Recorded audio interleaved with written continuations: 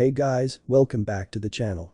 This is a story about what if reading Naruto harem team RWBY. Before I start, please support for more amazing content and do consider subscribing to my channel and share this video with your friends. This is written by Shipwreck5897 and link in the description and support writer. Let's start the video. Where are we? Came from Ruby Rose, a young 15-year-old huntress who was enrolled at Beacon Academy. It was her first year and currently she had a lot on her shoulders from grim populations growing to a orange-haired madman wanting to blow up Vale. It had been only seconds after Weiss put up a shield to protect them from the explosion on the train. It seemed to be the only logical plan at the time and the probable answer towards the solution, but then again, solutions aren't always as they seemed. When Ruby looked to her side she was relieved to see her team was there. Someone landed on me," Yang said while rubbing her shoulder. Looking to her side she saw her partner Blake Belladonna, who was rubbing the side of her head. "Blake?" "Yeah?" she questioned. "Why is there a TV and a coffee table?" She pointed to the side of the dark room they were currently in. There was no light beside a single invisible ray escaping from the room above them, and below that was a rounded brown table with a single book on it. In front of the table was a massive television with curved edges. "Where are we even?" Weiss asked. "I'm glad you asked," a voice said suddenly, making all the girls react simultaneously by ripping their weapons free. The scarred era studied towards anything that moved and waited for a few seconds. They were just on a train full of Roman Torchwick's goons who were all armed with guns, axes, chainsaws, and anything else they could get their hands on. "Who's there?" Ruby asked while making sure Crescent Rose was loaded. Being knocked out earlier really scared her. She was now on edge and a bit abrasive to what was going to come. "No one with a name. But that doesn't matter. On the table in front of you is a book. Open it," the voice said more seriously as the room's temperature slowly began to drop. "Who are you?" Ruby questioned as the voice said nothing, making Weiss huff. "We're leaving," Weiss said as the voice chuckled. "Go ahead and try, you'll probably spend the rest of your life journeying in an empty void, looking for an exit that doesn't exist. The only way you'll ever be able to get out of this dimension is if you open that book and start reading out loud. All four of you need to take turns between chapters. First will be Ruby, then will be Weiss, next will be Blake, lastly it will be Yang. Sound good?" The voice taunted, making the girls all frown. "Where are you?" Blake asked as her sword itched for an opponent. She knew how certain mind games worked and wasn't about to let her guard down. "The longer you wait the worse it'll get," the voice said to them. "Fine, we'll read your diary," Yang said, trying to goad the man jeering them. "Do I sound like I'm fucking joking with you?" The room became increasingly cold when this came out and Yang felt herself shiver. Goosebumps began to pop up on her skin from the sheer level of ice that began to rub her. "You don't get it, do you? I'm in control here. Not you. If I say jump, you say how high.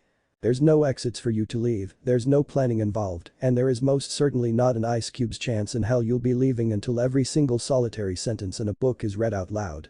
Now get your cute little ass on that couch and start reading."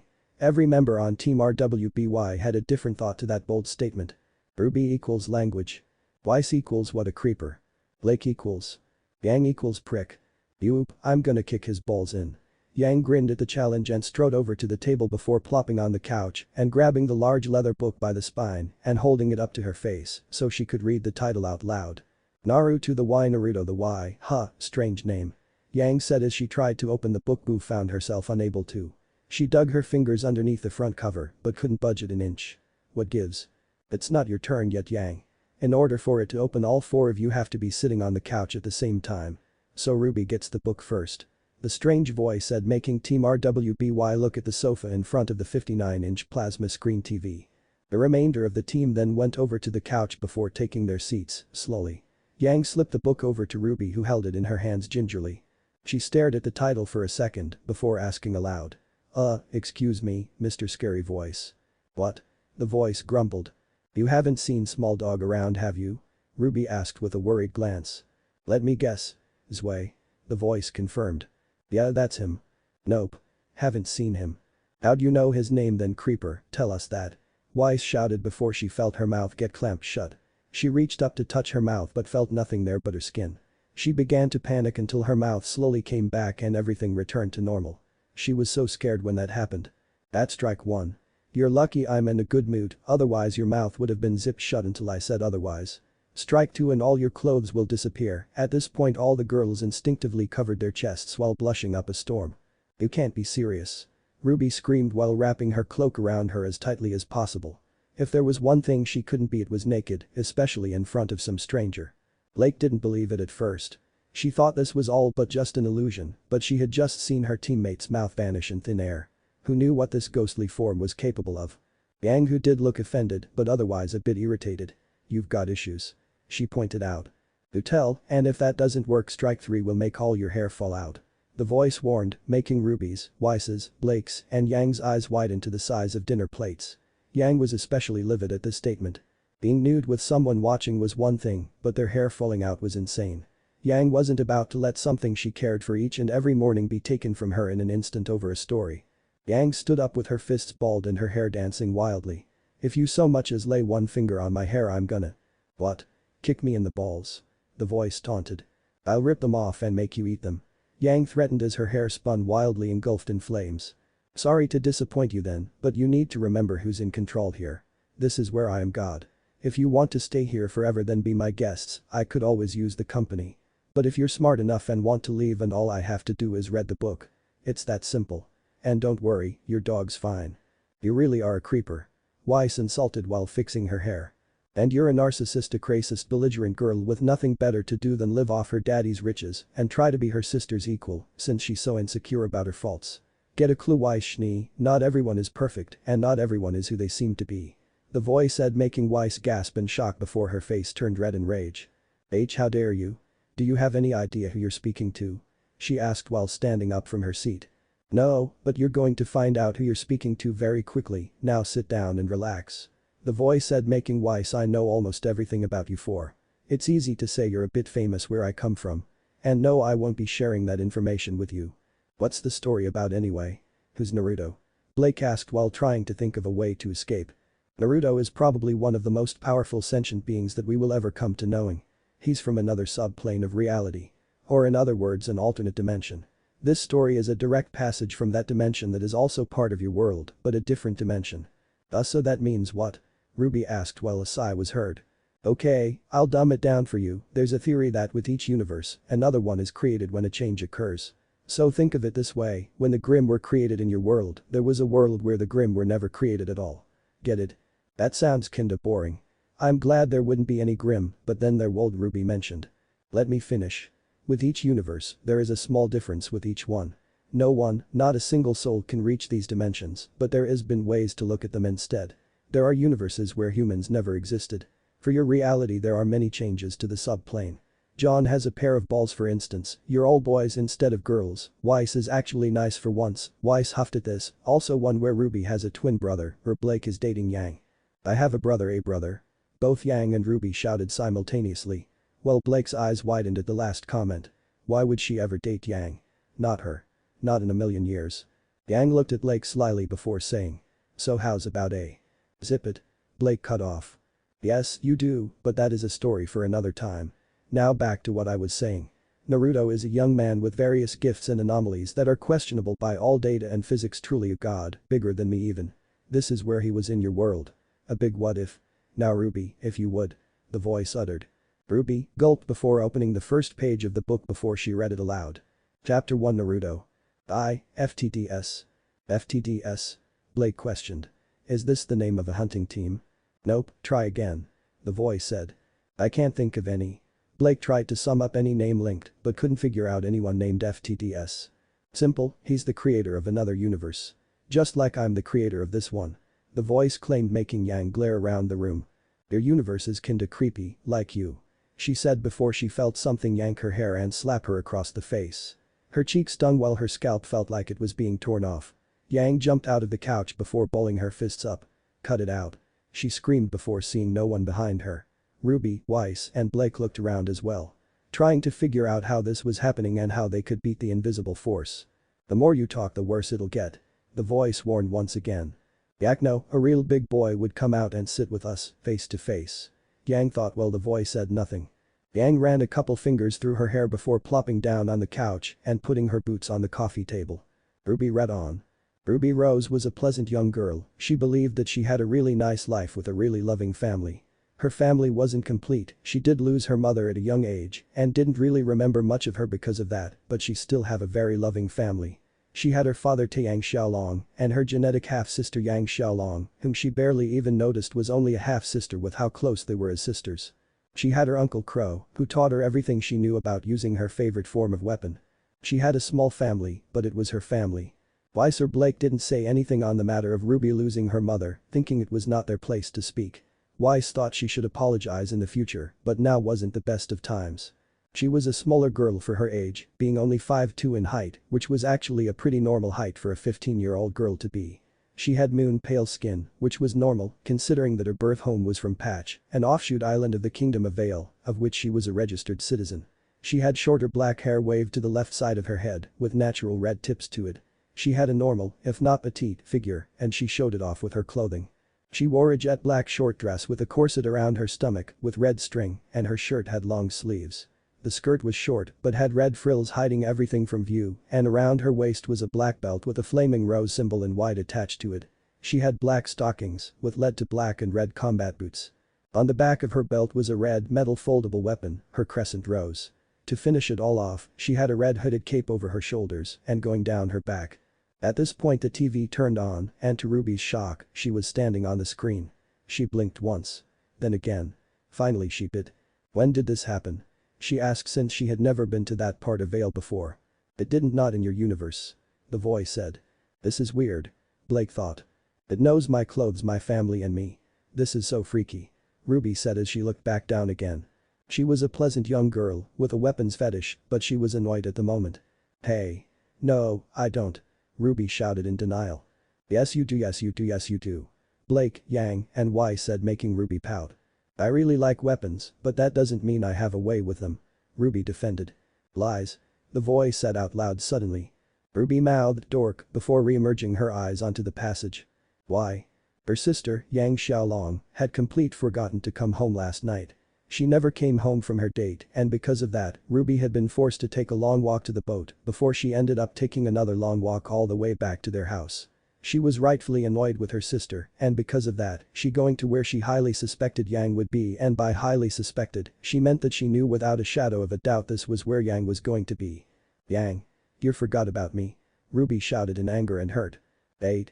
Yang questioned. Since when was I dating? Yang looked on her hand and counted. I've never dated anyone. Blake had to blink at this. If there was someone who she never thought would be in a serious relationship, it would be Yang. She was just too odd and rambunctious. Again, alternate universe, different shit. The voice said abruptly. Language. Ruby corrected, still angry that her sister forgot about her. While she was raised to never swear, it didn't mean her family wouldn't. I can't really see Yang being with anyone. Y said with her eyes closed. Neither can I with you, dipstick. Yang said. Shut the fuck up already. The voice shouted, shaking the room. Language. Ruby yelled before continuing. Now all she had to do was knock on the door. This was part of the reason why she was also nervous, because she was standing in front of the worst apartment complex she had ever seen. The apartment building was run down, and most of the tenants had long since been either killed, run off, or were only there because they had no money to live anywhere else. The door she was about to knock on had writing all over it in paint, words like "get out freak" and "the animal's cage" and other filthy racist phrases were written about the tenant of this room. Blake visibly shook at this, hearing names and slander similar to that. She had also been to this part of Vale and know of its crimes and dangerous that was littering the streets. Ruby was hit in the back of the head with a newspaper, thrown by a disrespectful kid who was laughing as he rode away on his bike. This part of Vale was where the lowest of the low lived, where scum and poverty reigned supreme. She had always been warned to never come to this part of Vale alone at night, which was why she did not come to this part of the city last night. Weiss chuckled lightly at this, making Yang smack the back of her head. She looked at Yang with absolute detest in her eyes but said nothing. Despite this fact, she had been here before and she knocked on the door and waited for an answer from the people inside. She heard what sounded like a lot of scratching on the door and she could hear a man saying something on the other side of the door. She didn't even hear the door unlock, showing she could have just walked in if she wanted to. The door just opened to reveal the person inside of it, standing there, tight black boxers with orange flames at the bottom, wearing a black pajama shirt with a red swirling whirlpool symbol on it. The boy stood at over 5'11" in height and looked to be around 17 years old, with a lot of muscle tone on his athletic body. He had tanned skin, showing he was not a native of Vale. Instead, his tanned skin suggested that he was born in the kingdom of Vacuo.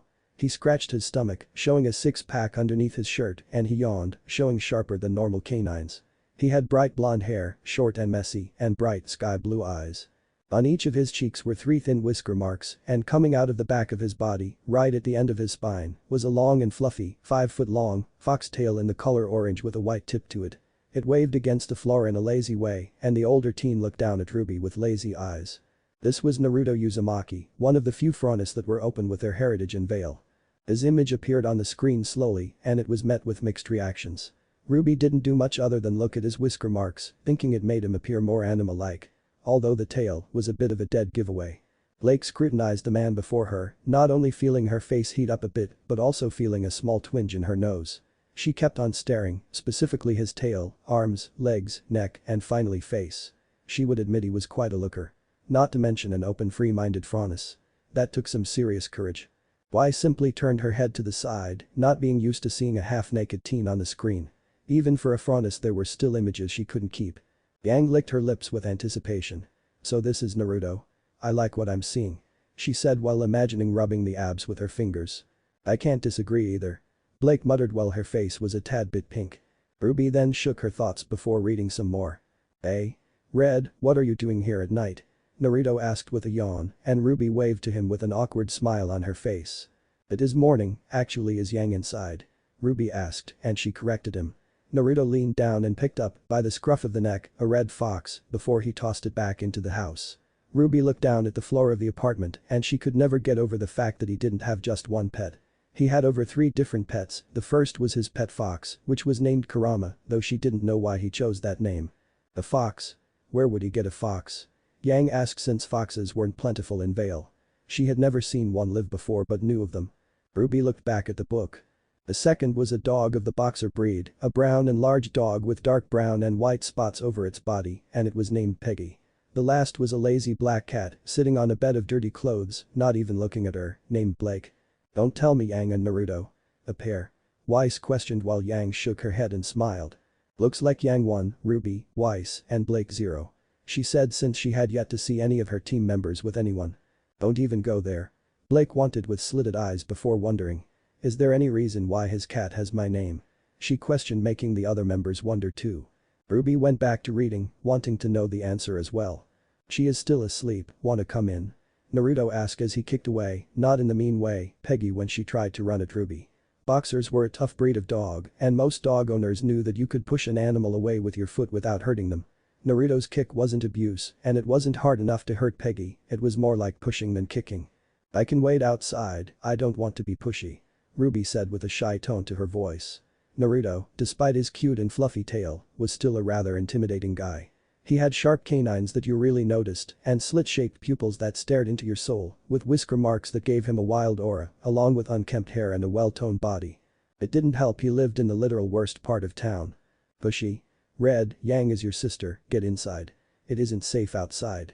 Naruto said as he pulled her into the apartment and she almost tripped over Kurama as the excited young kid pawed at her boots. Weiss wasn't always a cold, cynical, belligerent person. No. She did have one weakness, one particular weakness that many people can relate to. And that was to cute things. When she got first glimpse of Kurama, the small fox with an overly large fluffy tail, small beady eyes, a small snout, and those large ears on the top of its head, she did what her team had only seen her do once when she had first met RWBY's dog's way. OHHHH, isn't he just a cutie patootie? Weiss gushed while being absolutely captivated by the fox's features. Small furry things just made her feel happy. Yang felt her hand reaching toward her pocket to take out her scroll and videotape Weiss acting this way, but stopped when RWBY was about to continue her reading. She almost gushed before she looked at the state of the inside of the apartment. She had never been inside before, but the floor was littered with trash, clothes both clean and dirty, cups of empty instant ramen, the apartment wasn't even big. Just by entering it, she was in the living room, which was most of the apartment. It had a couch with a pull-out bed, a door that led to the bathroom, and a small kitchen attached to the living room. This place is a dump. RWBY said when getting a first look inside Naruto's apartment. Yang looked at her sister. RWBY, some people don't have a lot of money. She said before Weiss huffed. Some people should know proper manners, I mean look at this place. All of the garbage on the floor. Disgusting. Weiss said when looking at the number of ramen cups on the floor. She was beginning to lose count. There was her sister, sleeping on the couch peacefully, like she wasn't inside of a messy apartment that looked like it could come down at any moment. Yang was a bit weirded out at the fact she was not only reading a story about her and her sister, but also seeing a doppelganger of herself on the screen, but not having a single memory of ever doing this. If dad heard or saw this, he'd have a cow. Crow too even. Ruby muttered. Her family, however little it was very protective. Yang being around boys would have driven Taeyang to take his daughter away, far away from any of them. Uncle Crow's a womanizer and dad needs to let me loose Rubes. I can't be chained down forever. Yang said as Weiss nudged Ruby to keep reading. It doesn't look safe inside either. Ruby thought to herself and she almost jumped out of shock when a mouse ran out of the pile of clothes on the floor and towards a hole in the wall. Blake, the cat, jumped on top of the mouse and snatched it up with his jaws before killing the mouse and licking it to strip it of fur before devouring it. She had to look away from that. Gross. Ruby said while Blake's bow twitched. Mice were just so captivating to watch when running. There were just certain urges she couldn't let go of. From being addicted to fish, milk, and small laser pointers, she couldn't take her eyes off of the mouse running. Yang saw this before saying. Is there something you'd like to share with us, Blake? She asked while Blake had the urge to flip her off. Gross, hehehe, good job Blake Peggy. Stop drinking from the toilet. Naruto said as he grabbed a rubber ball and threw it at his dog, pegging her in the hip just hard enough to get her to stop drinking out of the toilet in the bathroom. You what? Ruby said to herself as she readjusted the heavy book on her lap. Peggy jumped after the bouncing ball, forgetting about the toilet in the excitement of seeing the ball. She soon caught the ball and started to squeak in her mouth while Kurama jumped up onto the bed couch and looked up at Naruto with an expecting look in his eyes. Yang had the pillow over her head, but long, light golden blonde hair over 3 feet long and a naturally wavy appearance was peeking out from under the pillow and sprawled out all over the bed. Naruto grabbed her by the shoulder before he shoved her right off of the bed and onto the floor with a none too graceful show of force. Weiss and Blake both laughed while Ruby and Yang looked sourly at the book. What kind of gentleman shoves a classy lady off a bed, especially while she's sleeping? Yang asked dramatically while Weiss snickered. When was there ever mention of a classy lady, because I failed to see one. Weiss made fun of Yang as Ruby ignored the bickering, wanting to read through the chapter and get her dog back. Ah. We're under attack. Battle stations, battle stations. A flailing set of limbs moved around as the girl inside of the blankets only got herself even more tangled up. Naruto grabbed the bottom of the bed before he pushed it into the couch before placing the pillows back on it, turning it from a bed into a couch again. The tangled up blanket on the floor seemed to groan before a slim hand came out of the blankets and started to pull them apart from her body. Real mature and modest, who other than Yang? Why said making Yang crack her knuckles. She wasn't some daisy who needed to be taken care of or make sure she was all gifted up. Yang was someone who felt there wasn't a real need for manners or charm. If you had a good face, body, and mind, you were all good. If it's possible, is there a bathroom? Blake asked while knowing she had an idea of escape. When the chapter ends, you may leave to your business, the voice said as Ruby placed her finger under the sentence. Yang Xiaolong, a very attractive girl of 17 years old. Without even standing, you could tell that her height was 5'8" and she had a body many girls would kill for. She had a slim, hergless figure with a tiny waist, but not only great hips, but a large bust when compared to other girls, easily in the D tier above. She had on one of his orange shirts with a pair of black boxers with flames on the bottom his boxers, and that was his dress shirt. She had pale, but not moon pale, skin and a perfect complexion, with lilac-colored eyes. Her body was super toned in the feminine way that showed she worked out and she had a nice butt as well. Thanks for pointing that out, I think my butt is nice as well. Yang said as she shook it a little. If there were something she was more proud of than her hips, breasts, and legs, it was her ass. She would often catch a pair of eyes every now and then eyeing it. I didn't write this, so don't even go there.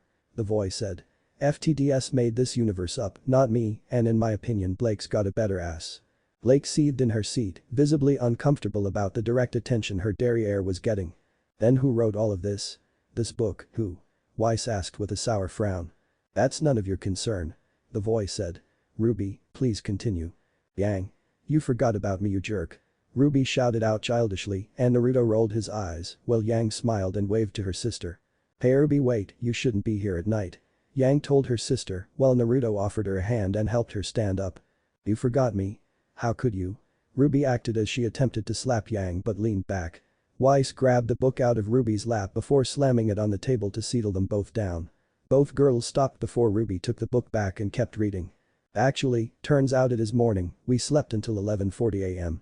Naruto informed Yang as he looked at the frog clock he had hanging from the wall, though the glass on the front of it was cracked. He barely had anything that wasn't broken. See. Yang gestured to the living spaces Naruto had. By any chance did he ever consider getting a job? Weiss asked while Blake said. Getting work in Vale as a faunus is near impossible. Blake said since before she could remember, everyone in the White Fang was jobless. No, the Schnee company has reputable places where we hire anyone. Weiss answered. Places where faunus are put to work in mines. Yes, I know. Blake said, making Weiss growl. That's a lie. Weiss accused while Ruby cleared her throat. How did we?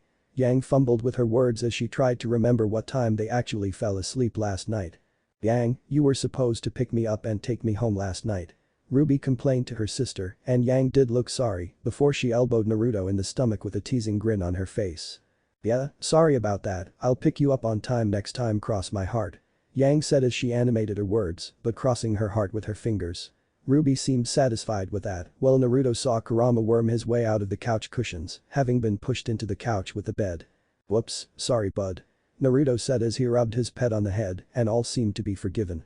All of these pets must be hard to take care of. Weiss pointed out. I'm not really much of a cat person, no offense. Blake took obvious offense. I'm not much of a boxer fan either, but where did he get a fox? I've never seen one in those parts of Vale. Anywhere even. Yang asked as Kurama wagged its tail on the screen. What were you two even doing last night? Ruby asked with a pout on her face. Naruto lost his job, so we went out to get a few to drink. Yang said as she looked at Naruto, who shook his fist at the ceiling in an overdramatic way. Okay, so job's out the window.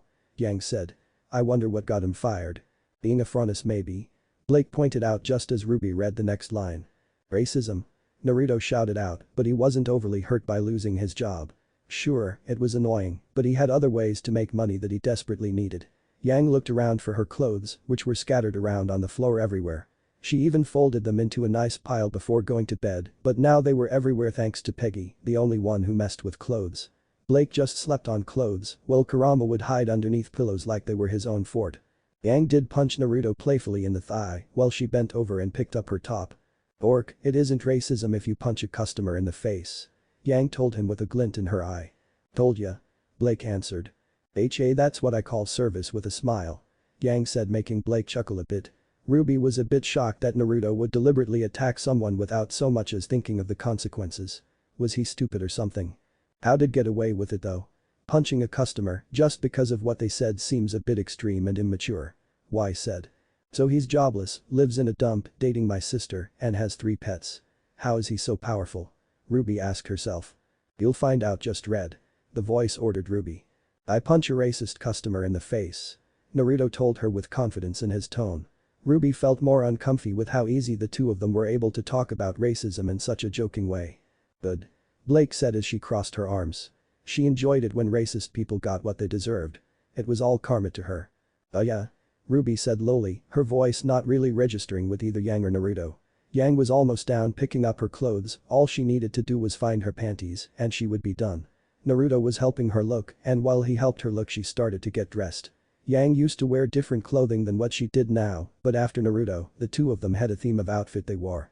Yang, why are you sleeping naked? In someone else's house? Ruby asked with a growing blush on her face.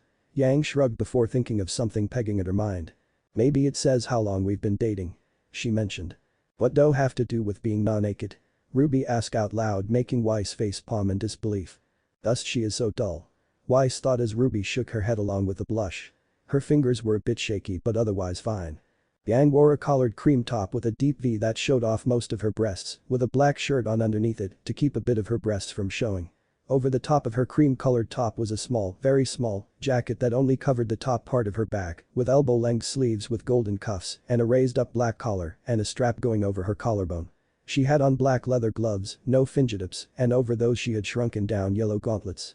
She had a black miniskirt with a purple hip cape on the left side and her thighs showed, with a black stripe going down from the skirt and connecting to thigh-high black socks that went down into black combat boots with multiple buckles, and she had a purple gem necklace on around her neck. Around her waist was a black belt with an ammo pouch connected to it. She wore no bra, period ever, and Naruto picked up black biker shorts that Yang used to replace panties apparently before she slid them on under her miniskirt. That's so indecent. Weiss shouted while Yang nearly fell out of her spot. What is? Yang asked while scratching the back of her head. You don't wear a bra? Weiss said while pointing accusing at Yang. Have no shame? Nope. I just don't see there being a reason to. Yang then crossed her arms to gesture how much more free her assets were. "You're disgusting to me," Y said, making Yang stand up and look her right in the eye. "So what makes you so special? In fact, why do you even wear a bra? You've got nothing to support there, so why bother?" Yang asked back before Weiss gasped and covered her chest. "Okay, that was a bit rough," the voice said, making Ruby roll her eyes. "Naruto, I'm stealing a soda," Yang told Naruto as she went over to his fridge and opened it up to reveal how empty it was with the exception of a few sodas. She grabbed an orange-colored one before popping the cap and taking a drink from it. Ruby, Weiss, and Blake looked at Yang with the same deadpan looks at how she could just be so undemeaning in someone else's home. Yang shrugged her shoulder before saying, "What, he didn't seem to care at all," Yang said. While she did that, Naruto got finished getting dressed into his normal outfit as well, that had a matching theme to Yang's outfit. He wore a black shirt with a higher neck to it and like Yang's clothes, it clung tightly to his body and was tied up with red strings going up the right side. The shirt had no sleeves, but it didn't need them because over it Naruto had a very similar small jacket to Yang. His jacket was orange though, and it only covered a small bit of his chest, the top part of his back, and had a up collar that flared out, as well as long sleeve that went to his wrists. Going over his collarbone was a red string to keep the jacket tight, like Yang strapped it for her. Over his jacket though, he had a red chest plate with the same swirl from earlier on it. He had metal forearm guards, and he wore fingerless black gloves with metal plates over the tops of his hands. On his left arm was a small green pouch, strapped to his bicep. He had a metal-plated belt going around his waist, the plates connected by red strings, and they were connected to a green belt that went going over his outer thighs. There were green straps with green gun holsters on his legs, each holster having in them simple pistols, each holding 5 bullets, with the holsters strapped to his legs. Underneath that, he wore orange pants, and they were tucked into his shin-high, black, combat shoes with open toes and metal plating over the shins. "That's so cool," Ruby said as she looked at all the gear he was wearing. Over his back, he carried a small brown pack with a leather strap going over his chest. Their outfits were actually very similar, with a matching basic theme, even if some of the colors were different and the clothes changed to fit their genders. "It's weird you don't think this guy, Naruto, could be related to you?" Blake questioned. "I don't see the comparisons," Yang said, obviously ignoring Blake's claims. "Not an orange soda," Naruto told her without looking at what she had grabbed, and she continued to drink the soda anyway. "You were saying?" Blake asked Yang about the drink she swiped to again, didn't really show much consideration of her actions. "So we're like you to doing something?" Ruby asked as she tried to get used to being in somebody else's home. Naruto grabbed a large bag of dog food, which all of his pets ate, before he poured it into 3 separate bowls. "Yeah, we were just going to be packing some stuff up today and moving Kurama, Peggy, and Blake to outhouse," Yang told Ruby, who blinked in surprise. "Huh?" Ruby said in surprise, not expecting that one. Sure, their dad had once suggested that Naruto might as well move in because he came around pretty often, but she was like 30% sure he was kidding around. Her parent was pretty weird, so it was hard to tell when he was serious or not. "Holy crap." Yang shouted as she punched a hand in the air in victory. "Dad, you're the greatest." Hearing that her dad being so open with a boy, was like hearing all Grimm had gone extinct. "Wow," Ruby said, since her father, and quoting, would never let a solitary soul take away his babies. Weiss grumbled at this.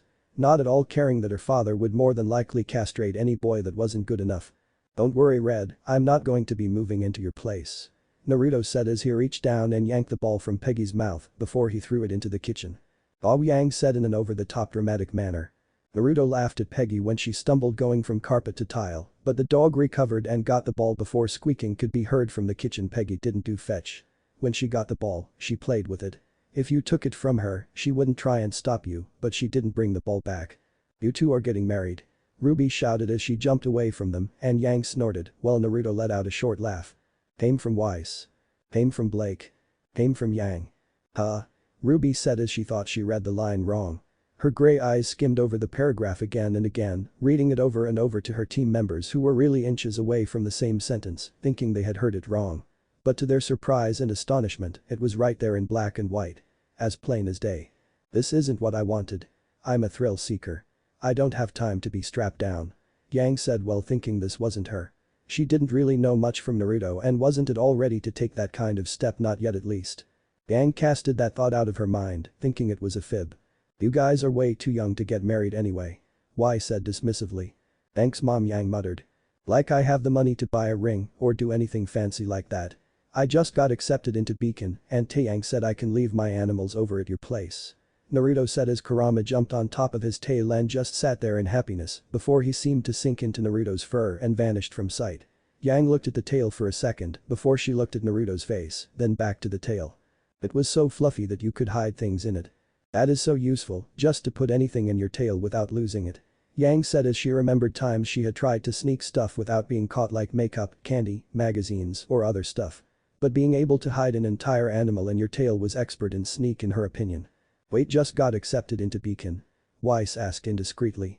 When does this take place? She asked aloud. They were near the end of the year with the Vital Festival just a few weeks away. This must have taken place all that time ago before initiation, meaning that none of them had known each other. This is before the initiation. Blake pointed out. Ruby nodded, albeit shocked too, but kept on reading. So wait, you had a job? Ruby shouted out in surprise. If Naruto had a job, then why the hell did he live in such horrible conditions? Wording on had. Yang pointed out with Weiss and Blake nodding. It was a night job, but yeah, not anymore. Anyway, I am heading off to Beacon soon. I just passed the tests to get in. I am surprised that going to a training school isn't a requirement. Naruto said as he grabbed some animal collars from the floor and jimmied them around. The animals all took the bait and ran over to Naruto, and he put the collars on them all without a fuss. Yeah, you and me, kicking ass together at Beacon. Yang said as she punched him in the arm, and he punched her back. The two of them stared at each other before she punched him again, and he punched her back. Their eyes narrowed. Uh-oh. Ruby thought as Yang grinned. Ruby knew her sister like the back of her hand. When someone stood up to hours like that, there was bound to be a fight. Fair or dirty. When Yang looked at her own face on the screen and her supposed boyfriend, the pure rivalry shooting between the two, she knew she had come across a heartthrob. One in a million. Someone that she could be herself around. Someone like her in a way. Naruto was just like her. Blunt, kind, dismissive to over-exaggerating things, and overall a hot I like her. She had really hit the jackpot. The fighter who's not afraid I'm totally in love. She said while Weiss and Blake looked away or didn't have a single thing to say. Hey. Can you give me a ride to the dust shop, Yang? Ruby asked to prevent the two of them from starting an all-out brawl with each other. She saw Naruto's hand itching to go for his gun and Yang had already activated her gauntlets. The two of them deactivated their weapons before Yang gave Ruby a thumbs up. Dang it, we could have had a spar and then bump uglies in the shower for makeup. Yang said, making Ruby tilt her head in confusion while Blake and Weiss had steam coming from their ears. Yang was just so blunt and straightforward that it could drive someone to drink, for crying out loud. Ruby ignored that before reading on. Sure thing, let us just finish up here. Yang said as she went over toward some small boxes that were placed in the corner. They had a busy day today. End of chapter 1. Ah. Came a ghastly scream as Team RWBY, minus Blake, looked back to see Blake only in her birthday suit. Everything that she had worn earlier was gone and she looked absolutely terrified. Ruby instinctively covered her eyes while Weiss looked away in the opposite direction. For some reason though, Yang never took her eyes off of Blake's body. Blake stood just 30 feet away from them with a heated face and petrified look. Every stitch of clothing from her corset, boots, stockings, and even her precious bow that sat on her head was gone. 1 second she was in the bathroom checking the corners for any type of escape, such as a panel or air vent. The next thing she knew, her clothes vanished and she's back where she had started, only right in front of her teammates who were looking at her intensely. While she was naked. This can't possibly get any worse. Blake thought while feeling an increasing draft downstairs. Blake. Were you naked? Not that I'm complaining. Yang questioned while sharing what was on her mind as her teammate who didn't know what to do besides cover herself with her hands. Failing to keep her already collapsing modesty intact. Ruby. Give me your cloak.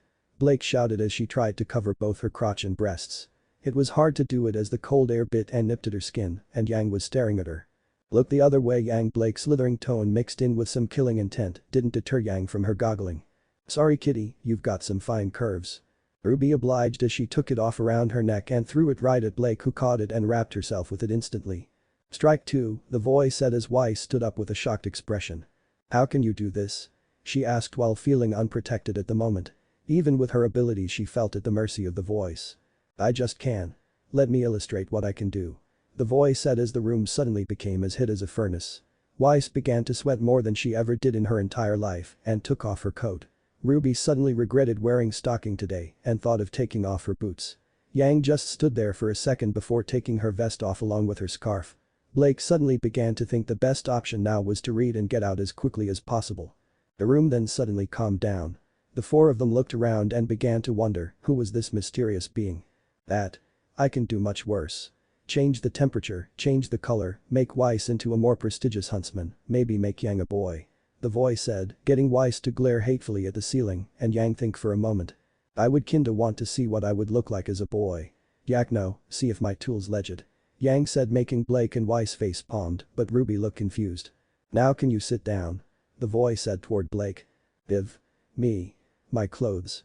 Blake shouted while trying, but failing to keep her composure. No. At the end of the chapter they'll return back, but until then get used to it. I told you, I'm in control. The voice said. Leave her alone, you jerk. Ruby shouted at the voice. Yang looked at her sister in great worry, fearing she could be next under the voice's wrath. Do I have to make your clothes vanish too, Rose? Oh wait, you still have your strike one. The voice said. Don't take my mouth. Please. Ruby pleaded while the voice sighed. No, I've got something better in mind. If you can't keep yourself under control, I'll release the hogs of war. The voice said. Don't you mean dogs of war? Blake corrected. Dogs, hogs, who cares, whatever inbred farm animal of war, it is already, so shut up. The voice shouted, making Ruby laugh. Weiss looked down before beginning to read. Chapter 2. What? Awesome, all packed up. Naruto said with a grin on his face. After working for hours, mostly washing and drying his clothes and then sorting them. The more Ruby saw of how little he had, the more depressed she felt for feeling so uncomfortable around him. His looks and his rather brash attitude made her normally shy away from him. She kind of preferred to not be in the spotlight while Naruto lavished in attention. They got that right. Ruby said. Be quiet, you told, I want to leave sometime. Weiss chastised Ruby, who scooted away from her in fear. Weiss cleared her throat again. She didn't expect such a happy guy to have so little. All of his clothes had been sorted into 2 regular-sized boxes and the toys for his pets were in another box. Everything else he owned was broken, so it had gone in a box with trash burn written on the side of it. It was the biggest box, filled with a lot of the junk that could be seen around the apartment. Peggy was taking a nap in her bed, while Blake was sitting on the couch with a sour look on his face, mostly because Kurama was laying over his backside, making it hard for the cat to peacefully sleep. Most of Naruto's worldly possessions were his clothes and the toys he kept for his pets. How does he do it? Weiss thought. Even though money was never an issue with her, she couldn't imagine someone so underprivileged yet remaining happy at the same time. It made her feel bad about having a lot of good things in her life, to see a happy person with so little and not complaining, but working to change it with his own 2 hands. Yang had helped wash the clothes because Naruto had to hand wash everything. Ruby looked around the mostly empty apartment. She had been told to sit down and do nothing. She didn't know the way Naruto liked to organize his stuff, which he didn't do. Everything either got washed and folded before being put into a box or it was put in a box labeled for burning. Is a garbage can not optional? Weiss asked at the stupidity Naruto displayed. Burning. What was next? Riding on a giant Nevermore on his first day of school. If that happened, she would gladly give Yang a lap dance.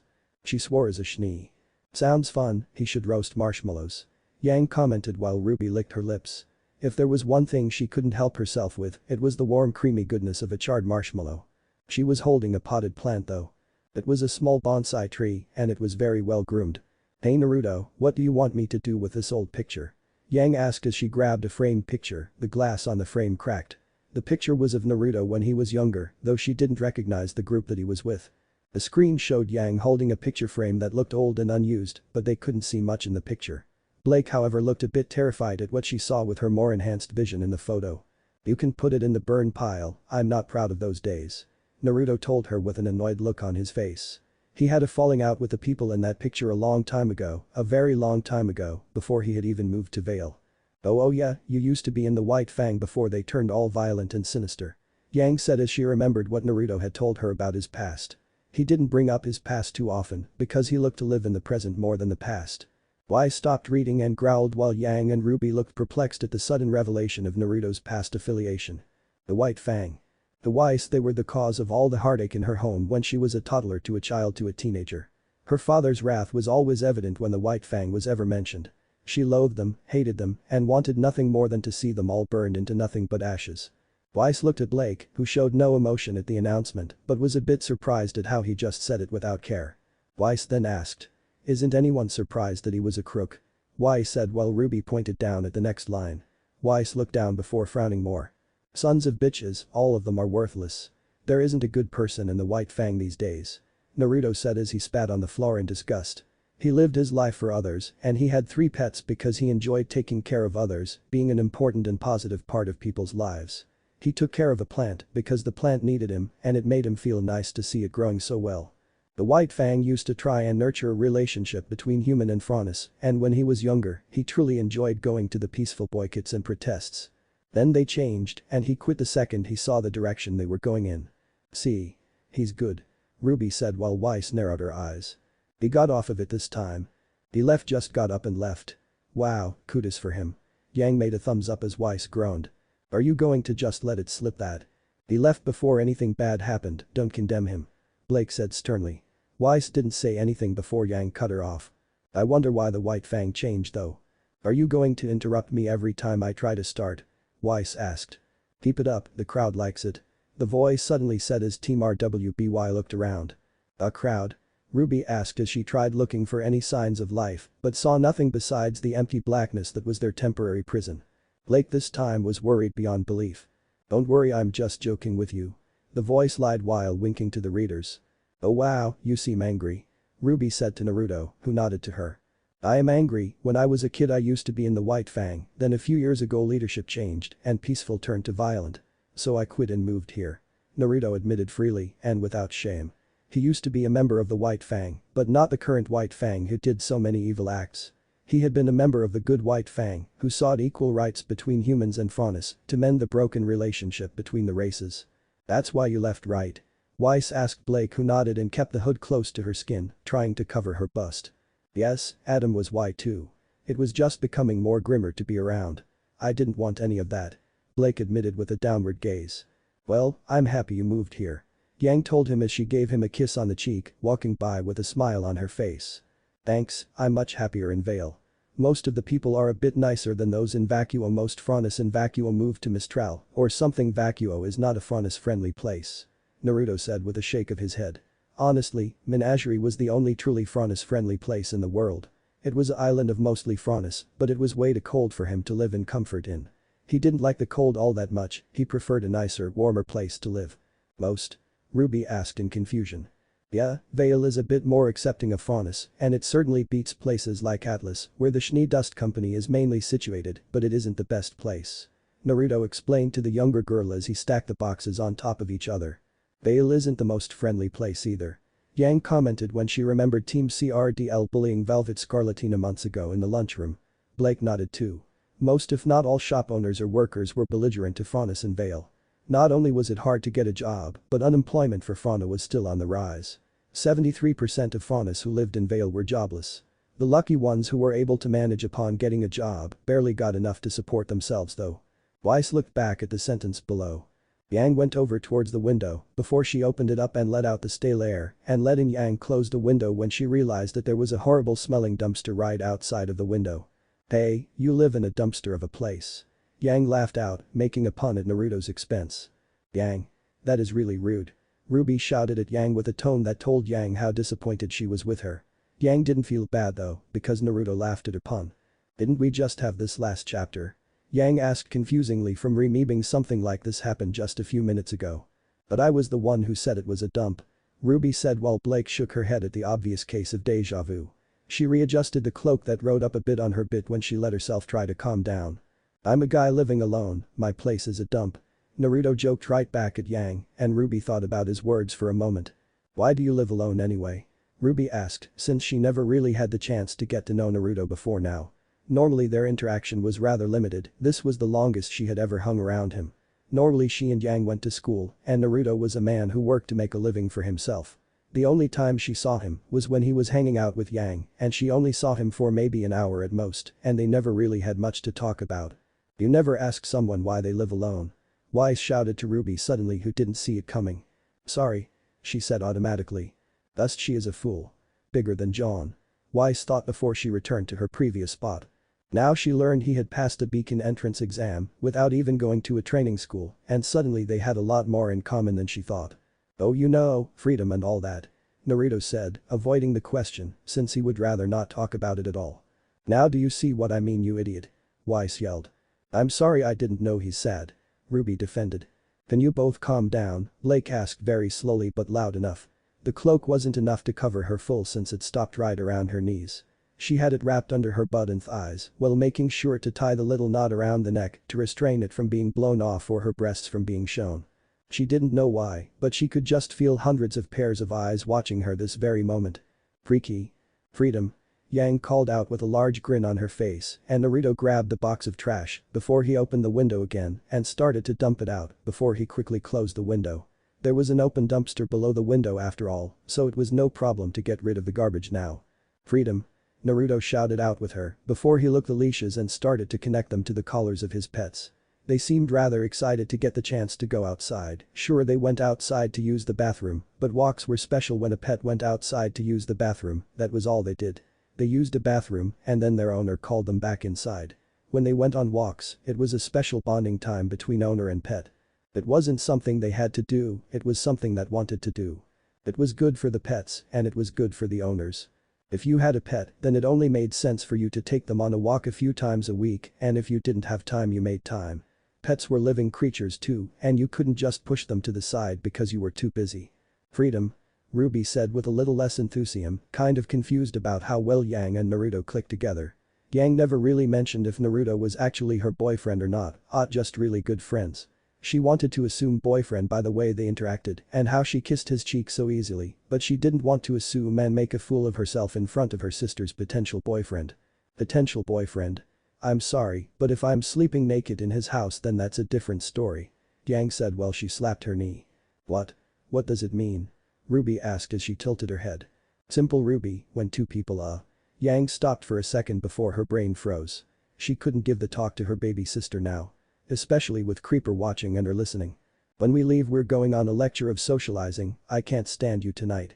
Weiss exclaimed. So, are drinks real in this universe? Yang questioned. Almost 2 chapters had gotten her parched. In a fury of smoke and light, 4 drinks appeared on the table. Yang was the first one to take the cold drink and inspect it.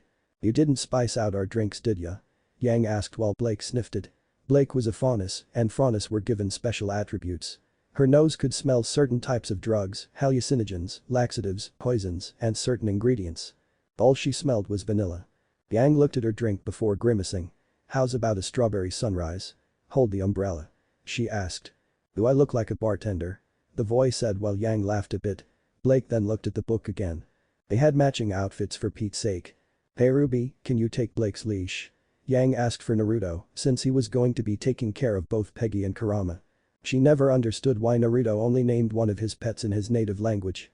Peggy was a very common name for female boxers, while Blake was an even more common name for black cats, more so males than female cats. She didn't understand why Naruto had named his pet fox Kurama. Kurama sounds like yo mama. Yang made a pun off of the strange name. God damn it bar sputters I mean Yang. The voice yelled in annoyance. Weiss then looked at Yang. See, even he hates your jokes. She said before rereading the line. Okay. Ruby said as she grabbed the leash with a happy look on her face again, while Naruto gave Yang the boxes of his and his pets, things for the moment. Naruto went over towards the kitchen before he pulled open a drawer and undid a secret compartment in it. With it open, Naruto pulled out a small wooden box before he packed it into his pack on his back. He was satisfied with himself, having not forgotten that before he whistled and Peggy came running to him so he could grab her leash from the floor. Kurama made himself at home inside of the fur on Naruto's tail, but Naruto grabbed the leash and pulled him out of his tail. Hey, some of my clothes got mixed in here. Yang commented when she went through the clothes and pulled out a copy of her older outfit before she had switched into her newer one to match with Naruto. You really made yourself at home at his place, Blake said. That isn't surprising, how often do you wear my clothes after getting out of the shower? Naruto asked her, and she laughed awkwardly. It wasn't strange for her to accidentally leave her clothes at his place because she forgot to change back into them. Steam covering all the naughty bits as wet arms wrap around his fair maiden. Taking her each and every hip swing. Blake thought from one of the lines from one of her more disclosed stories. Hey Ruby, is Dad home? Yang asked with a tilted head, avoiding answering at all costs. I think Dad is visiting Uncle Crow right now, but I don't think we would want a boy coming over. Ruby said with a look at Naruto, who stuck his tongue out with a playful look. I think you would be fine with Naruto, I stay over here all the time, and Dad doesn't mind. Yang commented with a wave of her hand and she grabbed all of the boxes, which were pretty light, being only medium-sized boxes. It was more of a problem to walk Peggy and Kurama than it was to carry boxes. Naruto must be an angel for him to get on Dad's good side. Yang commented while Blake looked at her. Your father sounds controlling. She noted. Nah, he's just protective. That all. Yang said while Ruby nodded as well. Dad thinks you two are a step away from getting married. Ruby said honestly. Taeyang was under the greatest impression that Naruto had proposed to Yang and the two were simply months away from getting married. The man seemed to have been happy with Naruto for the reason that he had tamed Yang and could hopefully get her to settle down instead of traveling the world in the pursuit of thrills. Hopefully, getting her to settle down on patch nearby their own home so that he could visit his grandchildren one day with ease. Y stopped at that part before Yang could take the book from her hand in a flash. This is insane. She shouted with a mixture of shock and awe. Her father being okay with a boy equals check. Her father potentially wanting grandchildren equals check. Her father thinking they were already engaged equals check. All in all, her father being okay with it equals check. This had really been a lot for her to take in all in one sitting. Weiss took the book back before continuing. The bad for him, Naruto and Yang were both thrill seekers who wanted to travel the world. Weiss looked at Yang and could have sworn she saw stars twinkling in her eyes. The pure satisfaction she had on her face said it all. If she could meet Naruto, she would in a heartbeat without a single thought's hesitation. Yes. 1,000 times yes. Yang screamed in her mind. Naruto and Yang looked away from Ruby, who started to jump up and down in the most excited way she had all day. She was clapping her hands before she hugged her sister and started to jump while holding on to her. My sister is getting married. Ruby shouted out with a happy look to her. She looked all over Yang's hands moments later in the search of a ring before she looked towards Yang and Naruto in surprise and a little disappointment when she didn't find a ring. Ruby, we aren't getting married. Yang told her sister, who looked like she wasn't sure how to take the way Yang said that. How could you get married to somebody who you were already married to? There was a pregnant silence in the room. So quiet you could practically hear the heartbeat of a butterfly. Ruby's jaw nearly hit the floor when Weiss read that out loud and Blake nearly shouted in surprise. Weiss began to get sweaty palms at the increasing heat beside her and regretted turning her head when she saw that Yang was blushing. Blushing? Ruby nearly did a double take. Yang never blushed. Yang herself was not feeling right. She felt butterflies in her stomach that were up in her throat. Hearing that she was married to someone was quite breathtaking. She herself wasn't on the market for dating. Being single had all its rewards in heaps and amounts. She was expected to carry out her duty to become a huntress, travel the world, and eat that way. Meeting someone, a romance possibly, wasn't on her to-do list. My sister's married. Ruby shouted in excitement with her eyes becoming massive. That's the strangest news I've heard in ages. Blake said while Yang still remained silent. Blake didn't really have much of a future planned out besides trying to mend relations between humans and fauna. She didn't see herself falling in love, getting married, or having children. She was in too deep with the White Ang to do any of that. Now that she had become a deserter she was marked for death, extinguishing her chances of having a normal life. I'm so happy. Yang said, a bit unsure at the news of her doppelganger until she realized something. This wasn't her. She was just shocked because this was her, his from another dimension. Same but again not. They had been dating for 3 years, having met each other when Yang had been kicked out of a store for punching a guy in the face. She bumped into him and knocked a cup of ramen out of his hands. The two of them then kicked each other's asses before they just sort of well into place Todger. With Yang's rather recent birthday, making her legal to marry without the permission of her father, she had went to Naruto and well, she suggested that they elope. Naruto didn't have enough money to afford a ring and neither did she. He didn't have the money to buy a house, just enough to support himself and his animals. They had gotten married in secret with only the witness to their marriage and the priest who performed the marriage, knowing about their status as a married couple.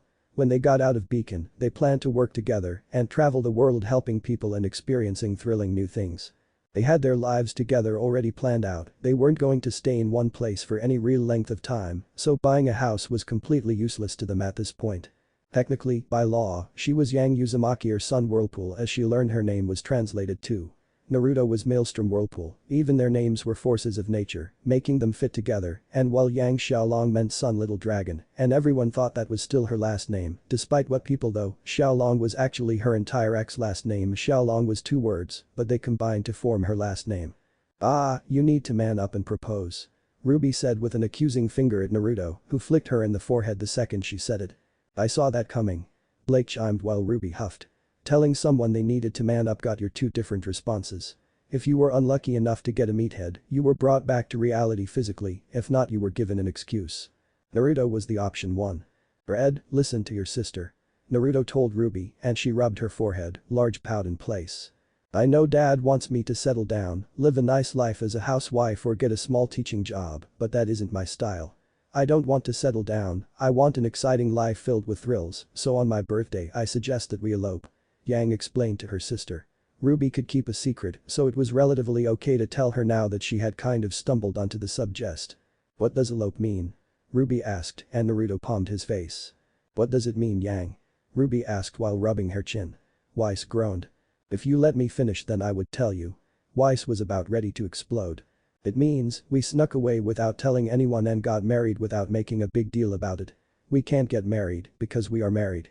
Naruto explained to her slowly and calmly, and Ruby tilted her head, and the smile on her face froze into place, with her eyes going dull, not registering anything anymore. He broke her. Yang said while Ruby's eyes were massive now. You broke her. Yang told Naruto, amused at her sister's reaction. Called it? Yang shouted. You okay, Ed? Not too broken up about this, are you? Naruto asked the girl before he snapped his fingers in front of her face a few times and brought her out of her shock. She took the news better than I thought, Blake said while Ruby looked at her strangely. What did you expect to happen? You'd go Nora. Blake answered. What? Never, Ruby waved off. If there was one thing no one, not even the craziest individual she knew, was to never go full Nora ever. Rule number 1 of Beacon.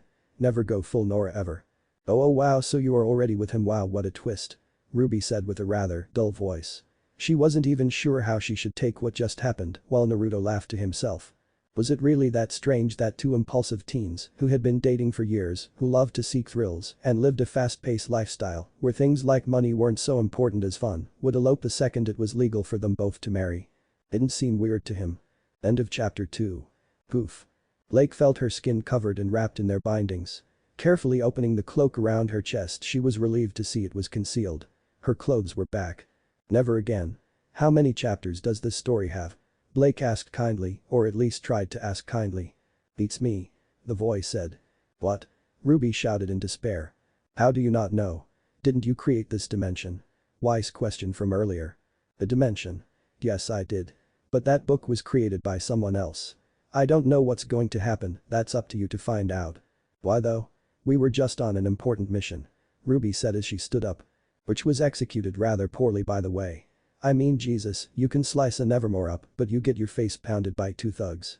The voice asked, making Ruby gasp. How would you know? Ruby asked. I know everything now if I'm correct. Blake is next. I will, fine. Blake agreed dimly. She couldn't argue and didn't want to get even more humiliated. What happened after strike 3? Death. Blake asked with a twitching eye. Death. Ruby shouted in fear. No. I'm no murderer or executioner. The voice said, making Team RWBY look at each other with worry. But I did have this one idea that will make you want to finish reading. And that would be? Yang asked while scratching her armpit. The antidote, of course. The voice said, making all the girls stop suddenly. Team RWBY looked at their drink suddenly while making different faces, mostly near cringing. Blake smelled her drink again as Yang threw hers at the TV. Smashing it. Hey. That TV costed a fake prosthetic arm and leg. A chicken leg, that is. The voice shouted in mock glee. What? Weiss started. Blake said. You. Yang added. You? Ruby asked with a piercing gaze like her friends. Were they ever going to escape? For the fake poison you just drank. The voice said as it began to laugh, making the members of Team RWBY sneer at the room about them. Weiss finally headed and screamed. Show yourself, coward. She yelled. Coming down there with you for? No way. Besides, I don't hit women. The voice said, making the team grip their weapons, ready for a challenge. There's 4 of us and only 1 of you. Not to mention we all want a piece of you. I'd also like to point out we're all carrying weapons. Yang commented. I outnumber, outstrength, and outskill all of you by a millennium length. And my mind is a weapon. As a matter of fact, you should learn some humility, Yang. The voice said. You can take that humility and shove it, creep. Blake said. Blake, you aren't getting it. Also, I'm no creep. I understand first impressions clearly, and I know I haven't made the greatest one. In fact, you should be thanking me. It's better to be in here than out there getting blown up with a bunch of Grim. You're mistaken if you think we'll ever thank you. Once this is over, I'm going to take you down. Weiss said while the voice chuckled. Good luck. The voice said, making Weiss do HMFPH. Blake then looked down and began to read out loud. Long day, anyone want drinks? Naruto asked with a grin on his face. After delivering the animals and the few boxes off at Yang's home in Patch, they had all went straight back to Vale in the hopes of doing something that wasn't as boring. RWBY wasn't old enough to drink, but he didn't really care about age stuff. He seems very easygoing. RWBY said, making Yang snicker. Yeah, but no drinks for you rubes. Yang said, making RWBY huff. I don't like those kind of drinks. They taste like pee. She said after sipping it once from her sister. It was a very long time ago when they were younger. Yang and RWBY would never admit to trying Crow's stash that one time. Age was a relative thing and it was a standard that he didn't care about. He had been drinking most of his life, though he was a type of faunus that could brag about having a higher tolerance and a very strong system of organs that flushed it out of his system pretty well. He could get drunk, but he didn't get hangovers like Yang did. Lucky. Yang said about Naruto's system. Being hungover was worse than being thrashed about by Ursa Major.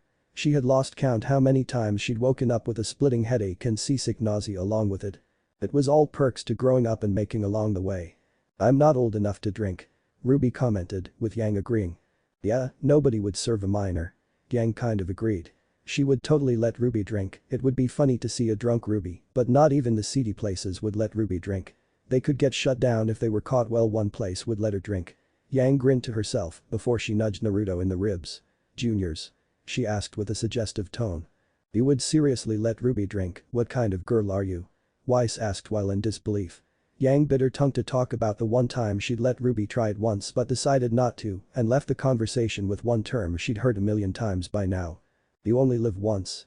Yang said to Weiss while RWBY sat looked at Naruto on the screen. You only live once? YOLO? Weiss asked with a raised eyebrow. Did Yang just really say that? Blake shook her head, muttering incoherently under her breath. We can't go back there after the last time. Naruto reminded her and she blinked at him.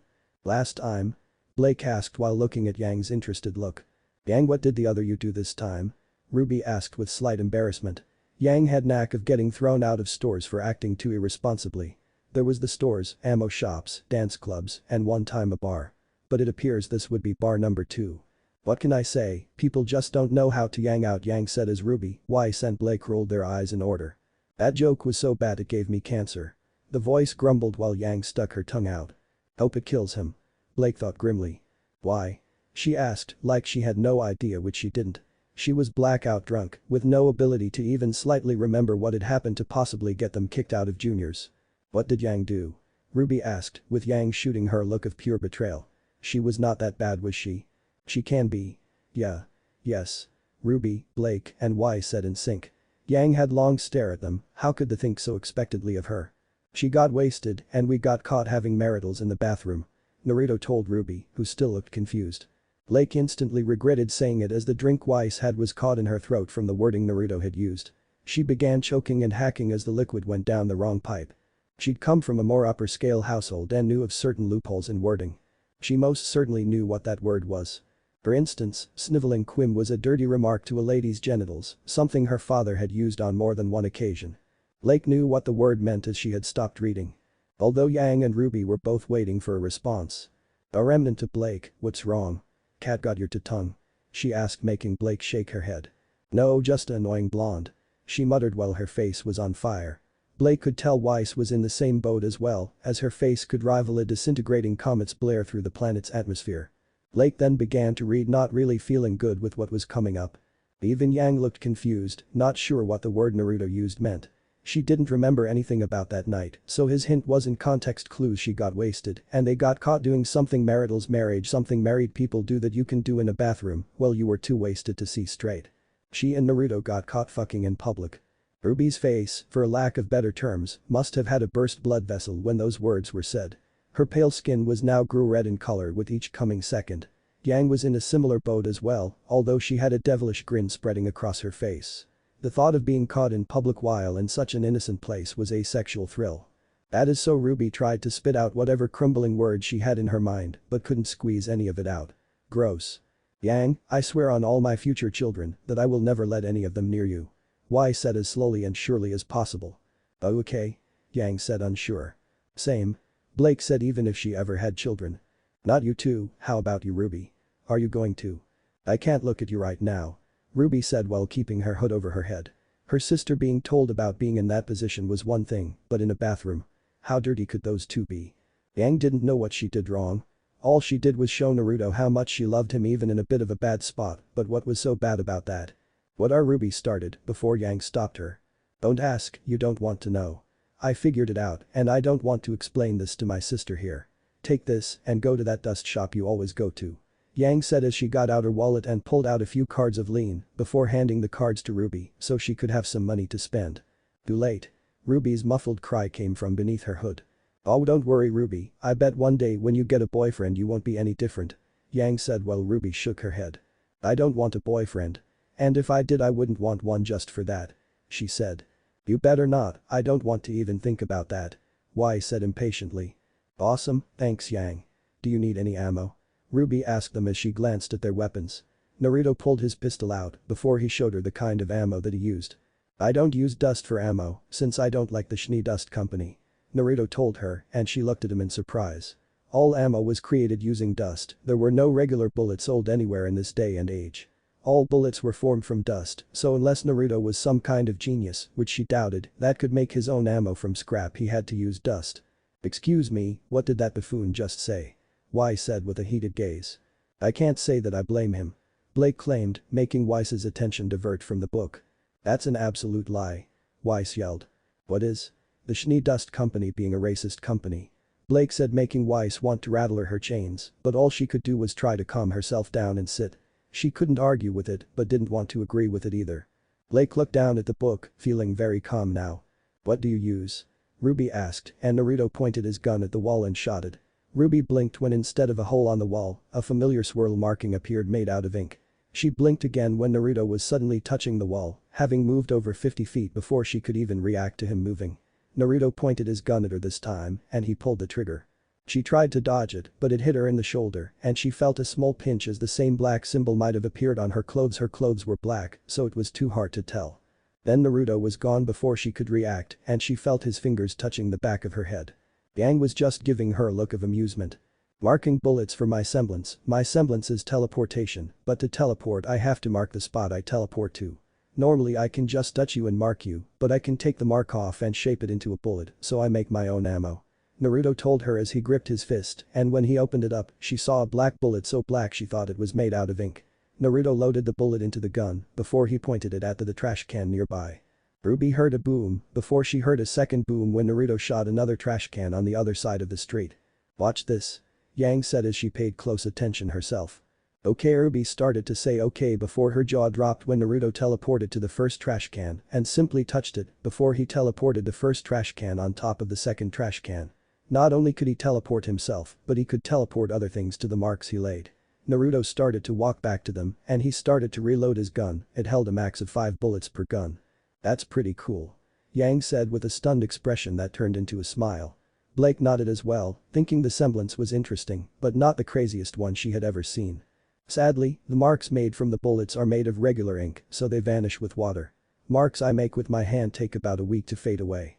Naruto told her, and she seemed to be she was stunned by how awesome his semblance was. But that is so cool. RWBY said as she vanished in a cloud of rose petals, seeming to go so fast she teleported to him with a near fangirlish look on her face.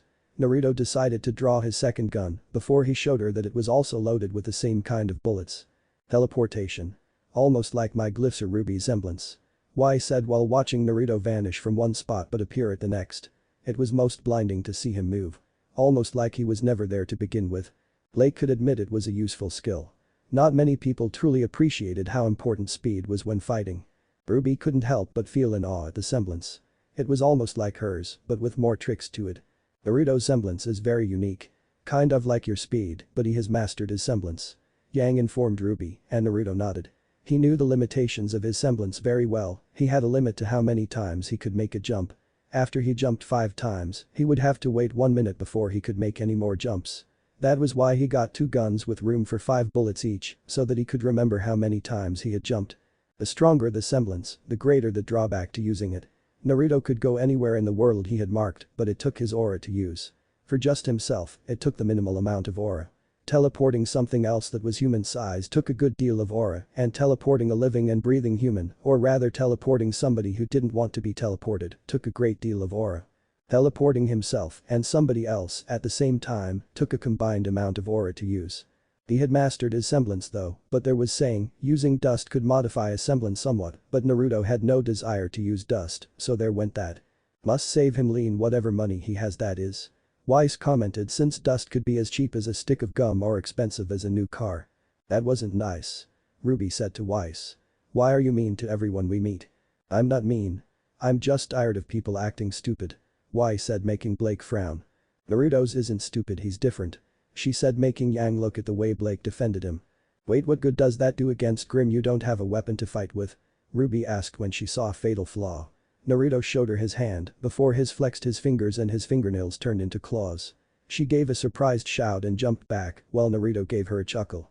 The claws were about an inch long each and slightly curved but ended in sharp points to them. The claws were made for killing, that much was for sure. Wow, that must be one hell of a back rub when he gives one. A pale Yang said when she herself saw the claws. Looked pretty sharp enough to tear steel into two. So Blake, do you have claws? RWBY asked as Blake nodded. Yes, but muscle is another necessity needed to cut deep. She commented. Blake wasn't a vicious fighter and wouldn't resort to claws unless she had to. It sounds useful, in case your weapon gets broken. Weiss said making Blake nod. I'm a faunus, remember. It isn't uncommon for faunus who take after certain animals to have the ability to turn their fingernails into claws. Naruto told her as he swiped his claws against the concrete to prove a point. The concrete gained 5 new, deep, claw marks in the ground, with sparks coming off the places Naruto's claws scrapped. The best part, his claws weren't even the least bit affected by slicing through concrete. See? Blake said, albeit being shocked he managed to cut the concrete that much without so much as chipping a tip of the nail. I take it back, if he ever gave any of use a back rub it would go straight through. Yang said with large eyes. By using my aura, I can prevent my claws from taking damage when I cut stuff. Naruto was happy to explain, upon guessing why she looked the way she did. That explains it then, for a second I thought he was some kind of super faunus. Weiss said, brushing off the idea. Aura has different levels, I wonder how much he used. She asked as she kept reading. So no ammo then? RWBY asked awkwardly, remember what she had to do. Pick me up some gum, okay? Yang asked her sister, before Naruto shook his head and laughed a little. Yang liked chewing on gum, or rather, she liked a certain flavor of gum a bit too much because she said it makes it more fun to give blowjobs, and he didn't complain. It changed the texture of her mouth when she blew him just like she told him to drink fruit punch or sugar water before he ate her out because it coated the tongue with something that made oral sex better. God Yang. What is wrong with you? Weiss screamed out. First she had to hear about the sexual innuendos in the previous chapters, but they just seemed to be getting worse and worse as time progressed. It was only a matter of time before they actually sealed the deal and she was forced to watch or possibly read that with her in the exact same room. What's a blowjob? RWBY carefully asked while Blake nearly slapped Yang who couldn't help but snicker at her siblings' radiating innocence, just waiting to be shattered even more. While RWBY knew about certain words and comments pertaining to that touchy subject, didn't know the names of certain positions or sexual acts such as blowjobs. She had of course heard the F-word said by her sister on a few occasions, her father whenever he was in his tirade mode, and very few times by her Uncle Crow. You don't want to know, Blake said while rubbing her heated face with her hand. There are certain occasions when she had read the word over and over again in the texts of her books, but reading it out loud with all of her friends in the same room next to her on the same couch was almost as embarrassing as watching a porno with your parents. Girl's got to put her skill set sometime. Yang said while trying to justify her reasoning. It's not like she could disagree with herself now, could she? What skill do you get from sucking someone off? Weiss yelled again. Wanna find out? Yang asked while leaning into Weiss, making her nearly fall back over the couch. Blake couldn't help but slam her forehead on the book and groan in despair. There just wasn't no end to Yang's jokes now, was there? Okie dokie then. RWBY shouted out and she was already running to get out of the bad part of town and go to her favorite shop in the world. Naruto laughed as he watched her go while Yang scratched the back of her head. They waited until she was out of sight before turning around and walking in a different direction. My pervert senses are tingling. Weiss thought with a weary look. Sorry about her, she is a bit not good with people. She is super friendly, but she is kind of awkward around some people. Yang apologized to Naruto, who simply waved it off. Don't worry, I've had antisocial friends before. Naruto told her and she nodded to him. You mean, your ex-girlfriend before me? Yang asked, bringing up part of his past that he had told her about when she had first asked him. She had never really gotten much information out of him about her though. She knew Naruto though, and once you were a part of his small list of precious people, you were almost always going to be on the list. Naruto had an amazing capacity for love and understanding and even forgiveness that she couldn't even fathom. Ex-girlfriend? Yang asked while looking around the group suggestively. Now I wonder who would have pegged my little Naruto before I did. She looked around the room at this, but had a very clear answer at who it was. She knew her sister didn't exactly have the bravery or courage to ask someone as masculine as Naruto out, and she sure as hell knew anyone but Weiss would go out with Naruto. She wasn't all too friendly with Fauna even before the initiation. So she and RWBY are out the window at this point. It wasn't me, that's for sure. Weiss waved it off dismissively. She wasn't as open to Fauna in the beginning of her life or ever around one to begin with. Not to mention her father would probably disown her for ever having a relationship with a faunus. Blake looked anywhere but Yang's gaze. She didn't wait before she kept reading while her fingers began to quiver. She hoped with every microscopic fiber of her being that it was anyone but her in the White Fang. Even though there weren't as many people her age in the group, she didn't know a few other girls who were in the same ranks as her, not as known but still there. It had been their first big argument and they had almost broken up over it. Yeah, but Blake was more antisocial. She was a more serious person than RWBY, but she did have her moments where she could be fun-loving, but it was more subdued fun. We separated when I moved though. Naruto told Yang, and he did it without betraying Blake either. Blake had been his first love a long time ago before he had even met Yang. The two of them had truly been in love, and Naruto had one day planned to propose to Blake when the world was a more peaceful place where faunus and humans could understand each other.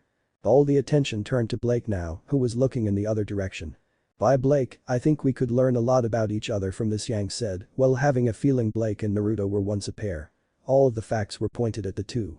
Naruto was once in the White Fang, check. He had a cat named Blake, check. And both were in all rights, very attractive people. It all just seemed too good to be true at the same time being too inconvenient. Blake never had been in a relationship, so hearing she was previously in one was both reassuring and shocking at the same time. Being in the White Fang was nothing more than a daily life objective beating on for 1 second to the next. She had no future plans that were not concerning to her priorities and wasn't at all interested with anyone else in the White Thing besides Adam. Adam had been a teacher, mentor, guide through combat training, and one of her best and only friends at the time. Blake and Naruto, sitting in a tree, kissing, first comes love, then comes marriage, then comes a Yang bomb and a baby carriage. Yang sang along, while Blake's left eye began to twitch and her left hand went towards her sword. Her dwindling self-restraint kept her from decapitating the blonde bombshell that sat just a few feet away from her. Even through the growing on rage pestering and boiling deep within her, she carried on reading the following sentences. She was in the White Fang right up on the front lines with him. That was how they had met after all, and they grew up together into their early teen years. Fuck, they had met when they were only 5 years old. They had joined the White Fang very early in life, but unlike Naruto, Blake had stayed with the very scum that he couldn't be with. When the White Fang had turned violent, Blake had stayed with them because they were getting results with violence. Naruto couldn't stand the killing, the unneeded fighting, so he left. Naruto had asked her to leave with him, but she refused and they had never seen each other since. Maybe things could have changed if I left, that is. Blake thought sadly while regretting her choices. She had been with the White Thing for as long as she could remember and felt like it was her only family that she had ever had. But due to her strong loyalty, her doppelganger had lost the only love she'd ever come across in her their whole life. Maybe she and Naruto could have eloped. Maybe she and Naruto could have bought a small apartment and planned to marry and run away together, be nothing but birds in the distance, free from all the heartache and darkness that had been shrouding their entire existence. You must have really loved her, you even named your cat after her. Yang said with a small smile on her face. Naruto never really talked about his past too often, but she did know a good bit about it, like Naruto knew a large amount of hers as well. Naruto had Blake, the regular cat, before he had even met her, so she didn't feel insulted that he still had the cat. She thought it was sweet that Naruto still loved Blake, but she felt superior to Blake because Naruto had married her and not Blake. Why do I feel bad all of a sudden? Yang asked out loud while Blake refused to look in her direction. Maybe it was jealousy, maybe it was envy. She couldn't pinpoint it, but it was a little bit of both. Yang looked at Blake, but could tell this was going to be hard for her. She wanted to say something, but she didn't know what to say. It was a touchy subject that she had no part in objecting herself into since this wasn't her, but an alternative version of her.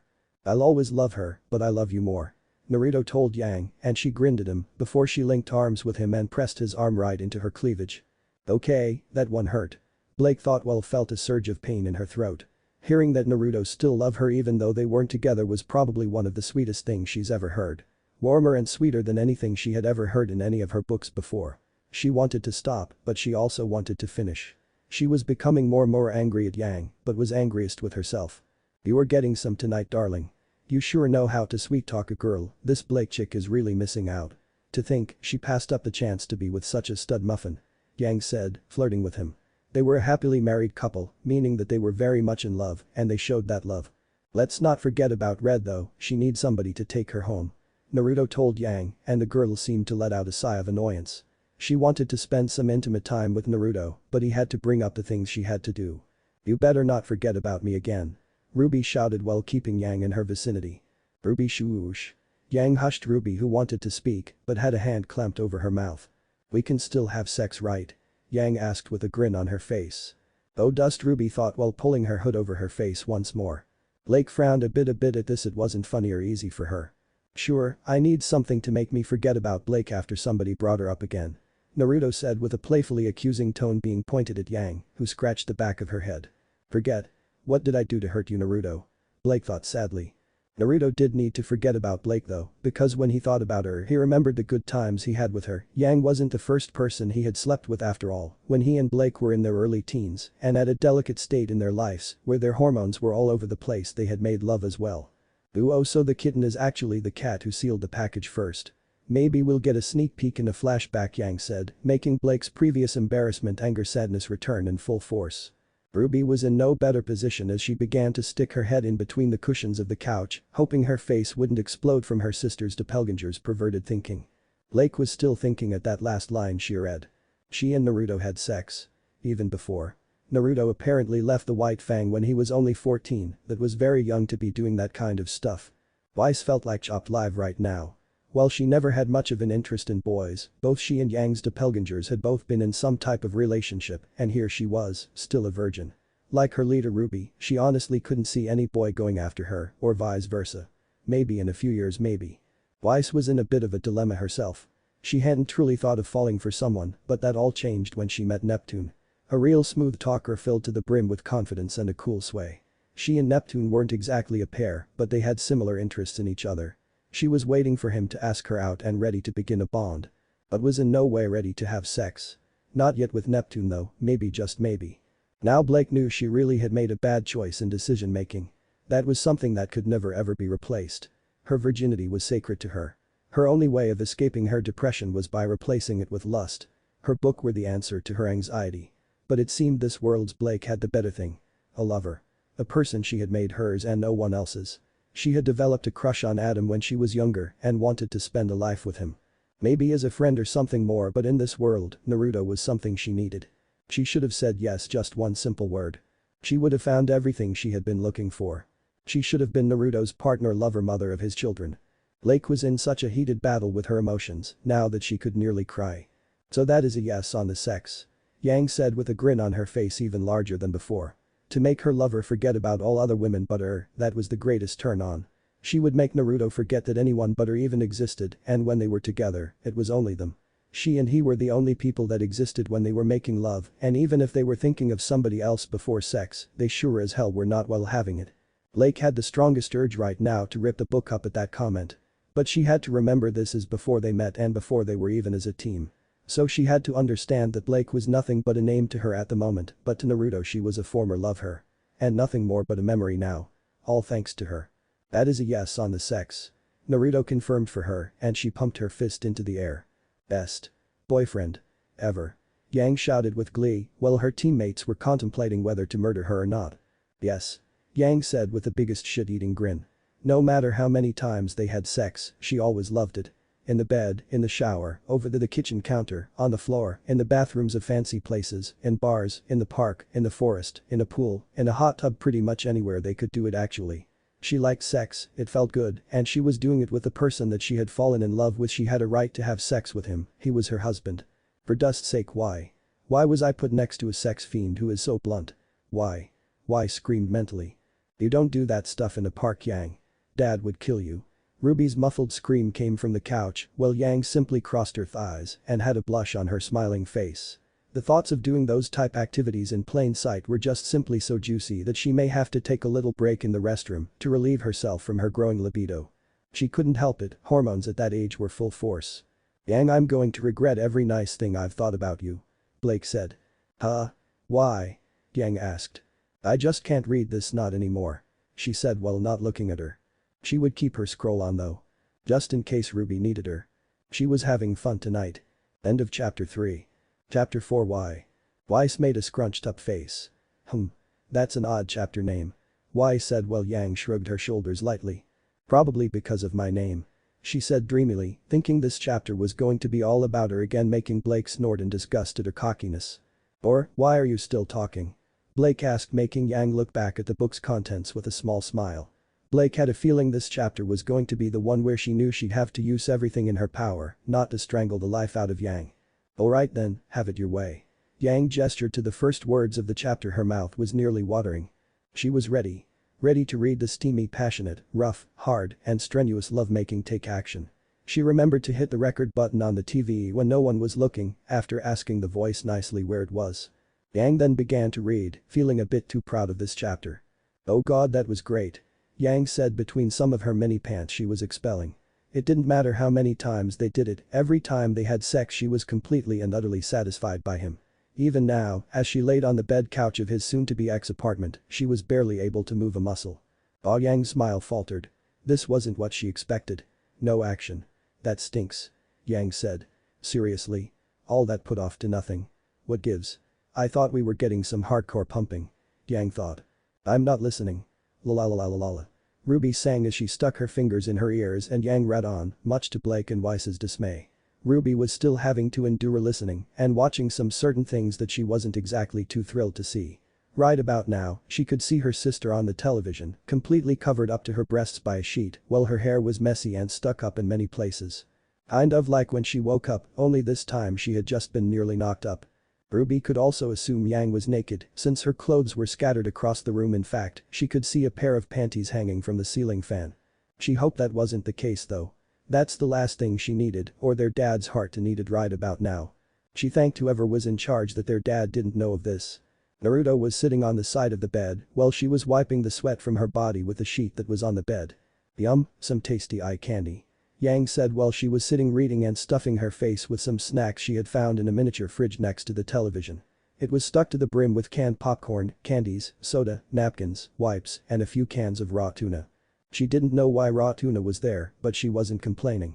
And neither was Blake. Watching and observing the fine specimen that was Naruto Uzumaki was not only entertaining but gratifying. These snacks were definitely needed.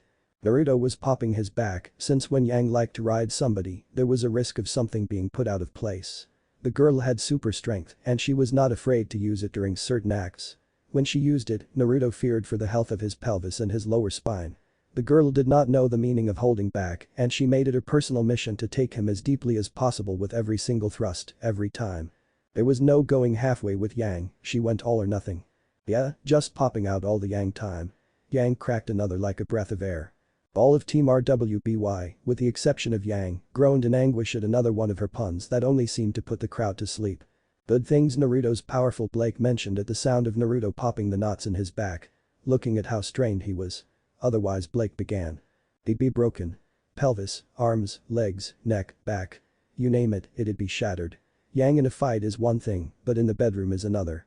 Why said, steaming at her own words but knowing it'd be true. Nice to know you think so highly of my endurance. Yang commented looking back at Weiss while winking, making the heiress grumble under her breath. It wasn't a compliment. I just pity the fool who gets into that position. Weiss said back to the gauntlet wielder. Tell that to my pelvis. Naruto told her as he rubbed his lower back and she turned onto her side and smiled. Wanna go again? Yang asked as she rolled onto her side, a grin on her face. Again. Again. Yang shouted while standing up fully on the couch while her sister shook her head so fast it could have put the speed of lightning to shame. No. No. No. No. No. No. No. No. No. No. Weiss chanted in her mind while Blake began to have the similar thoughts as well. Ruby was thinking the exact same thing as her head began to shake from side to side and a haste of panic. No more, I can't watch this. Ruby shouted as she attempted to turn off the TV but found out there wasn't an off switch. Or a plug for that matter. Don't touch the TV. The voice said. You broke the last one and fixing it wasn't cool, don't make me angry. Yang looked up at the ceiling before saying. Hold on a sec will ya, I want to get to the good part. The voice said nothing. You can't even move properly. Naruto told her with his lips quirked into a smile and all she did was send him a thumbs up. I don't need to move, just spread my legs and do the rest.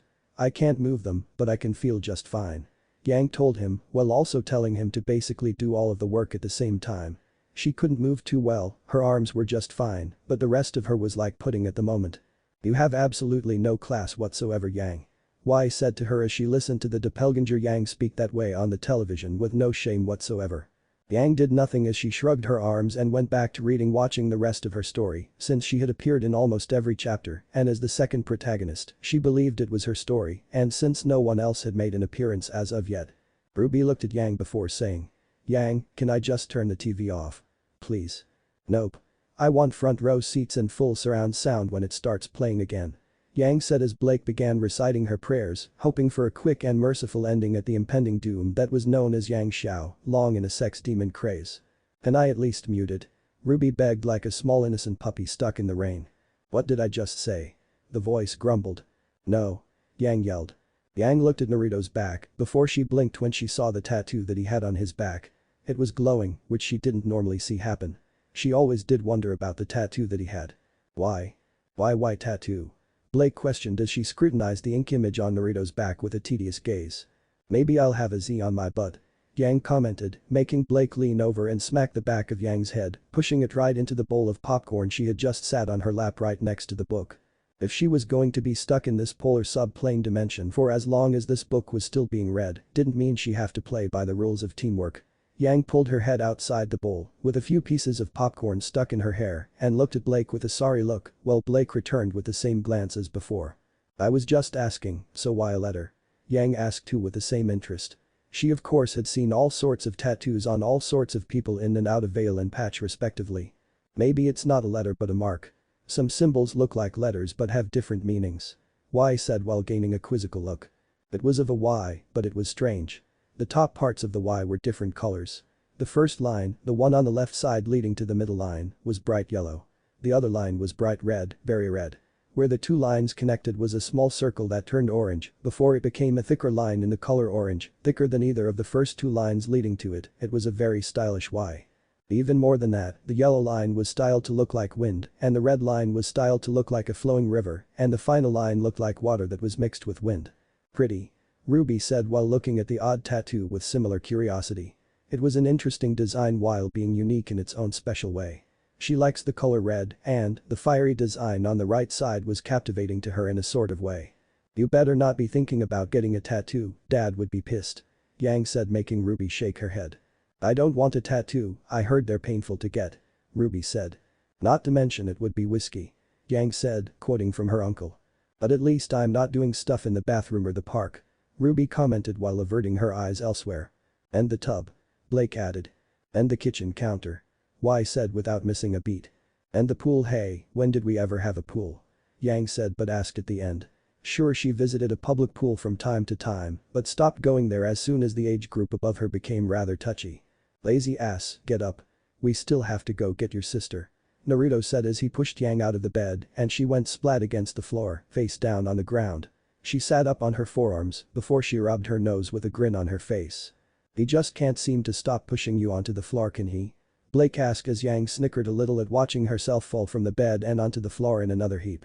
"Must have been one massive love-making session," she said while crossing her arms. Yang herself was a virgin who hadn't been in any formal relationship with anyone. Hearing that she was not only in one, married, and roasting the boomstick every single day with a thrill seeker such as herself, not only made her happy and content, but took some of the edge off from her search for her mother.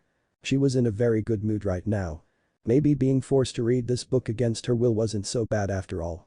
Didn't mean Weiss, RWBY, and Blake were enjoying it. "Can't move," Yang told him, because to her it would seem like RWBY was going to get stuck walking home again. "You can't just leave me alone every chapter. Big sisters don't do that," RWBY said while crossing her arms and looking defiantly at her sister. Who's still SAT there, reading the book and continuing on with her hopes of getting more action in the coming scenes. "There's a fine hunk on a bed who's decent enough to be like me. Sorry RWBY, but I can't wait," Yang said to RWBY, who gasped at her sister's dilly-dallying. "Sisters, huh?" Blake said to Weiss, who shook her head. "Tell me about it," she replied dryly. Naruto started to get dressed, something he was able to do much faster than Yang, and by the time she managed to lift herself back onto the bed he was already fully dressed. She blinked at how fast he was able to do that, she didn't even see him finish.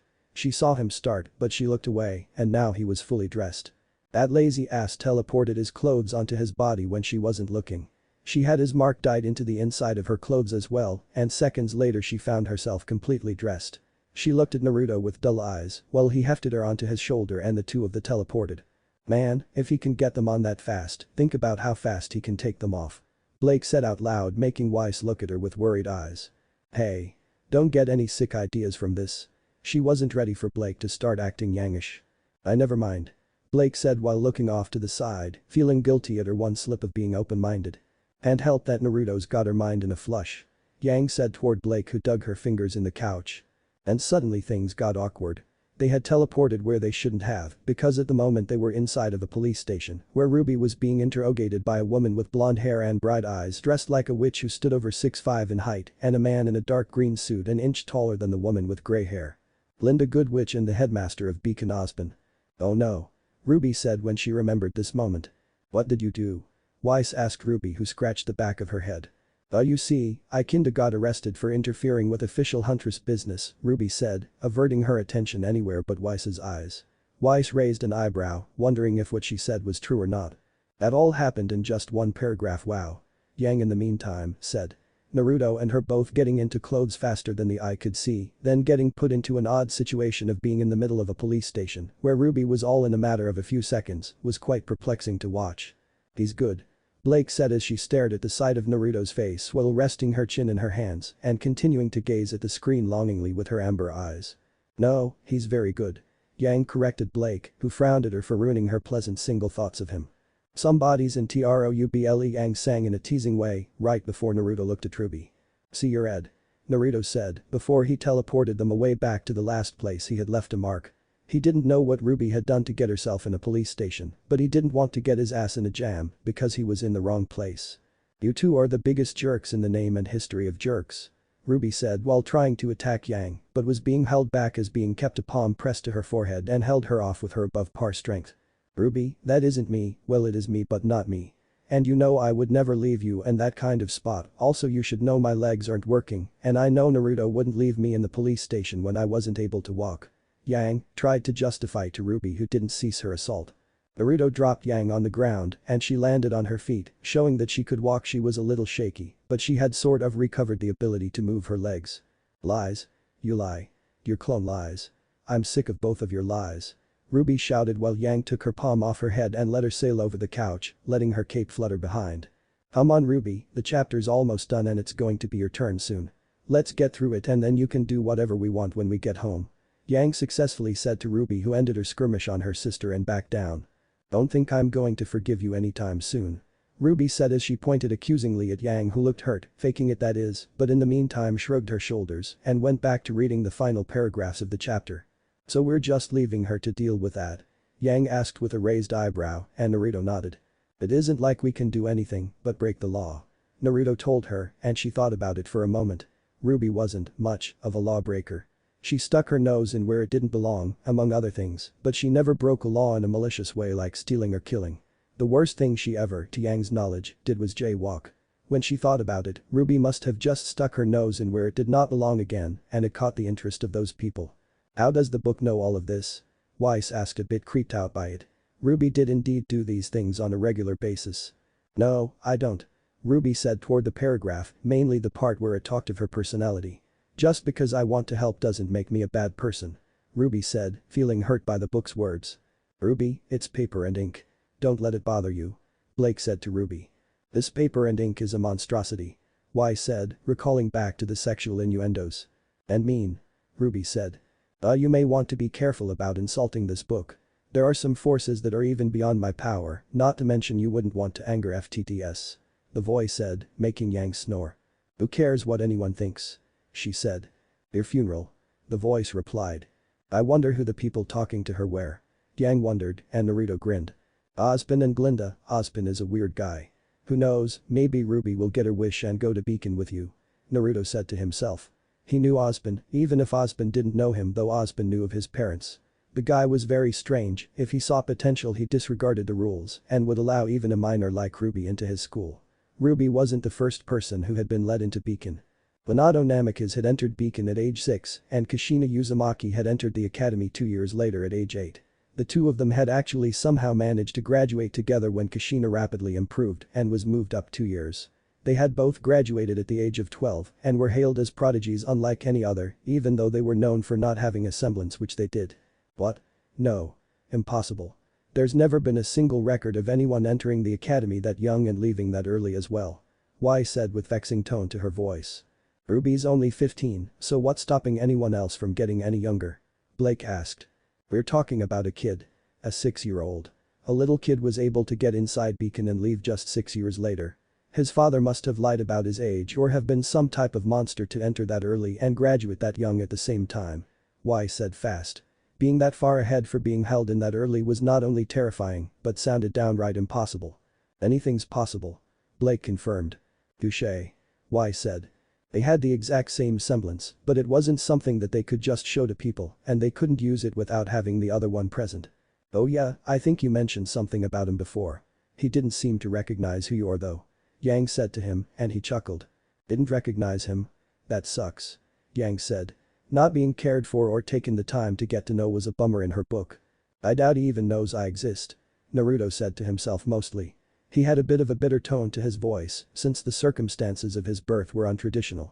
There was a reason he didn't have a belly button, and it had nothing to do with being a Phronus without belly buttons were more rare than people thought they were. Most of the time, their belly buttons were just harder to see because they just weren't so noticeable than on humans. Ruby, Weiss, and Yang looked over at Blake who said without turning. No. Ruby raised a finger, but. No.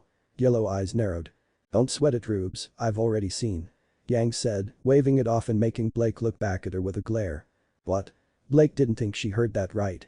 Yang only confirmed it by saying a slick like I saw Unaki eat to her tone, while revealing a dastardly gaze upon the ex-convict. Blake seethed in her seat, feeling suddenly sick before asking. When? 3 weeks ago, you should really learn to lock the bathroom door. Yang said, making Blake blink in surprise before exploding in another massive face blush. Yang looked back at the book before reading. Think he knows I exist? Yang asked with a grin on her face.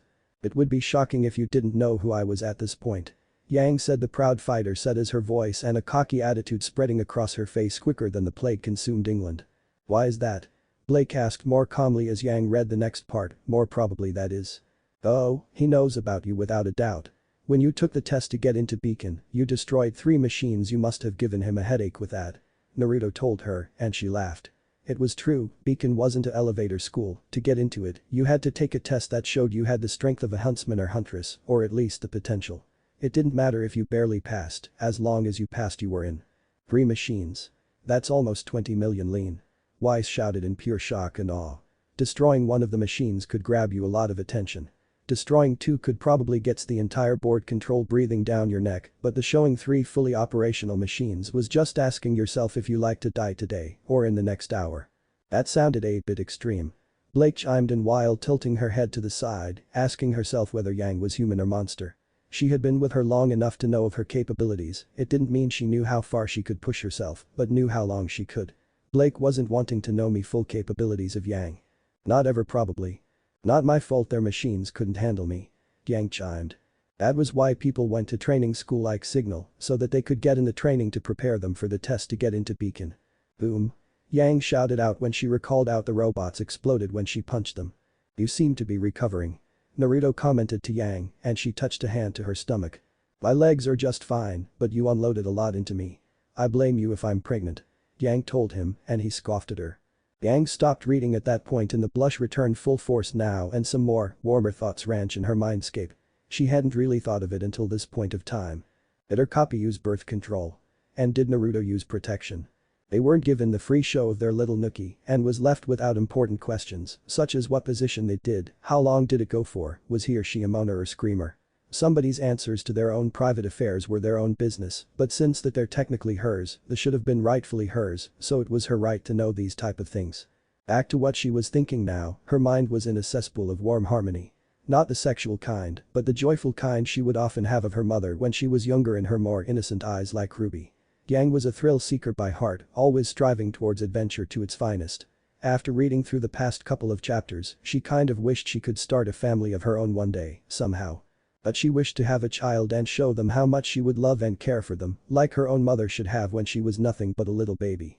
She was the luckiest in the entire world to have Summer as her mother, but she felt more of a biological connection with her real mom that she never got the chance to meet.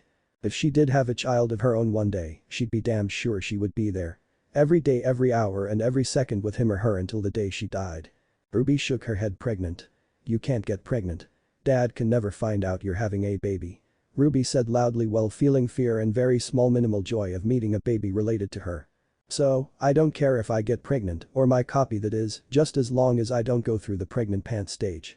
Yang said as she felt a shiver down her spine. If there's one thing she wasn't looking forward to if she ever had a child one day, that would be the fact her body would start to show signs of fat that would come growing onto her body. You seem to be okay with going through the joys and wonderment of childbirth. Y said while having heard of very vivid descriptions of childbirth being compared to a bloodbath filled with painful anguish and despair. Blake nodded as well, confirming her acknowledgement to the subject. Well, I do want a family someday because I want to be a better parent than my own mom was. Yang said as RWBY thought for a moment. I don't really know if I ever want to start a family of my own. I know I would want a family, just not starting one starting myself that is. Maybe, I don't know. RWBY said while twiddling her fingers and looking down at them unsparingly. Why is that broke the ice with her possible future in mind. I want to have a family myself of course, with my sister by my side and my future husband loving and caring for my children. It would seem problematic though if my parents got too involved with my own personal life, Y said, while not speaking directly about the problem that stood between her and her own father. Blake didn't say anything, so Yang spoke up for her. What about you? Do you have any plans of having kids? What? No. Blake said while looking away with her hands down by your feet and her elbow supporting her on her knees. Why not? Son's an interesting guy. I bet he would make a great dad. Yang said as Blake's face scrunched up. Who said anything about him? She asked far too quickly. Besides dancing with him and staring at his six-pack when no one's looking. Yang commented with an all too guilty look. I do not. Blake argued back with denial that was all too easy to be detected. Why so defensive?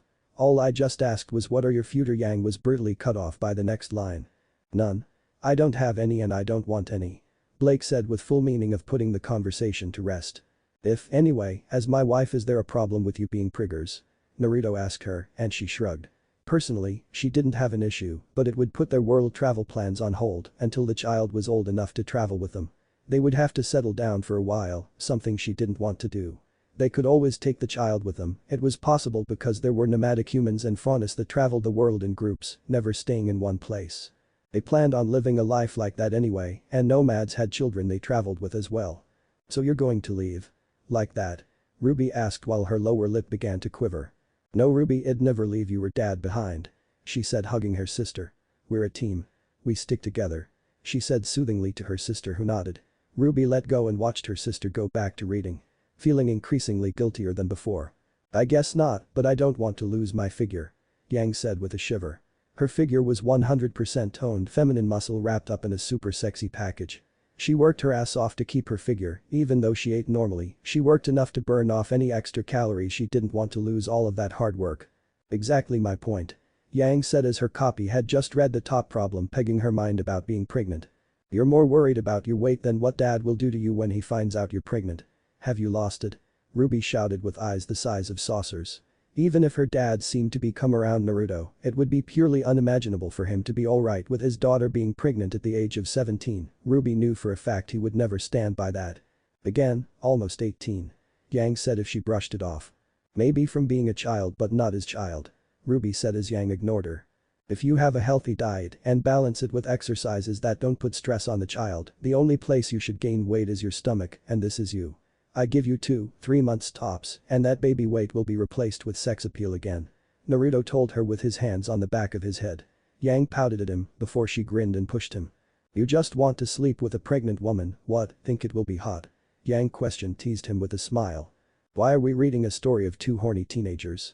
Weiss asked while trying to think of a possible way of looking for an opportunity to leave. Yang kept reading as her grin became almost infectious right up until this point. Nah, I just don't see a problem with you being pregnant. You had nice childbirthing hips and a high pain tolerance and despite your attitude, you have strong maternal instincts. Naruto told her. Based on her body, she was going to have an easy pregnancy unless of course there were complications with the baby to make it harder on her. Yang was a very caring person, so there was no doubt she would be a great mother. I wouldn't say I'd be mom of the year, but I'd like to see someone outdo me, Yang said, while her eyes were closed and she waved off the book's praise. Blake took offense to that and knew there was a certain bombshell she wanted to break. Challenge accepted. Blake said silently. She hoped her carbon copy would at least attempt to reconcile with Naruto and possibly take him back. It was only a matter of time before they got into Beacon and confronted each other. Yeah, and I learned that from my own mother obviously. Yang complained with a sour expression painted on her body. Yang stopped at this part, feeling a bit like walking into unwanted territory when she was going to talk about her own mother. She didn't know much about her and was still planning on what to do when she got the chance to meet her face to face. Or face to fist if she was ever given the option. When you find your mom, just knock her teeth in for abandoning you. I'll even hold her down so you can knock her block off. Naruto told her with a dull tone. Yang had some personal issues with her mother, not her stepmother who she loved very much. Yang didn't even have her stepmother anymore since the woman died when Yang was young. She had no real experience on what a mother should be like other than making awesome cookies as part of the job. Weiss looked at Yang's face, who was missing its signature smile and had a distant look coming to it.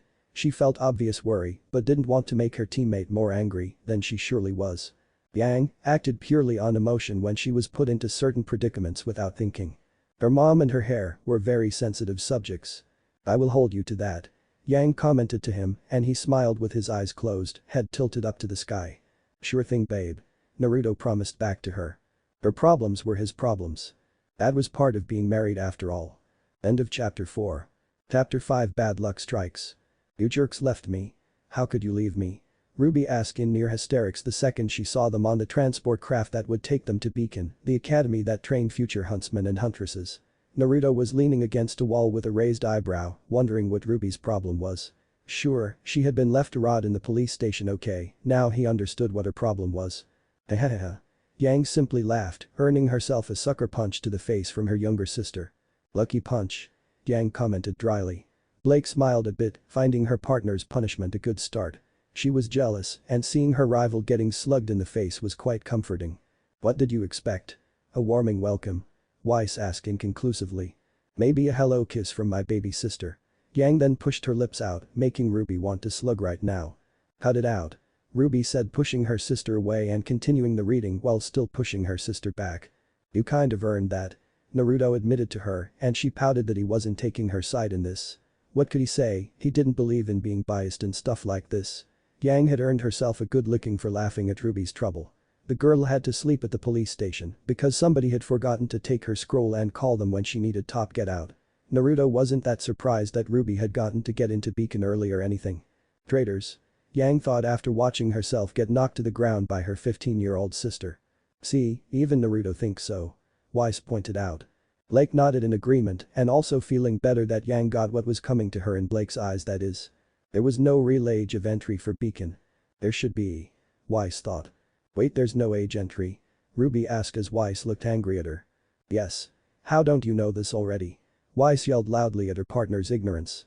Ruby simply raised her hands in defeat and used the book to shield herself from Weiss's gaze. I didn't really expect to go to Beacon, it just happened. Ruby said. Yeah, I can see that. Weiss replied with a frown. If you were strong enough to pass the test to get into Beacon, then you could be any age. It was most common for people to get into Beacon after training at another school first, which ended when a person turned 17. Ruby very well could have taken the test early if she wanted to try her hand at it, she just didn't think of doing that, despite her high levels of skill for her age. I wonder why Naruto didn't enroll before. Blake thought. Yeah, you earned it. Ruby said smugly, feeling good to have somebody on her side finally. You're supposed to take my side, right? Yang asked Naruto sarcastically and he gave her a dull gaze. Oh yes, because you are always doing things I agree with. Naruto told her with his own sarcastic tone and she huffed. She could never win with him, be it fighting, sex, or arguments, she never really won.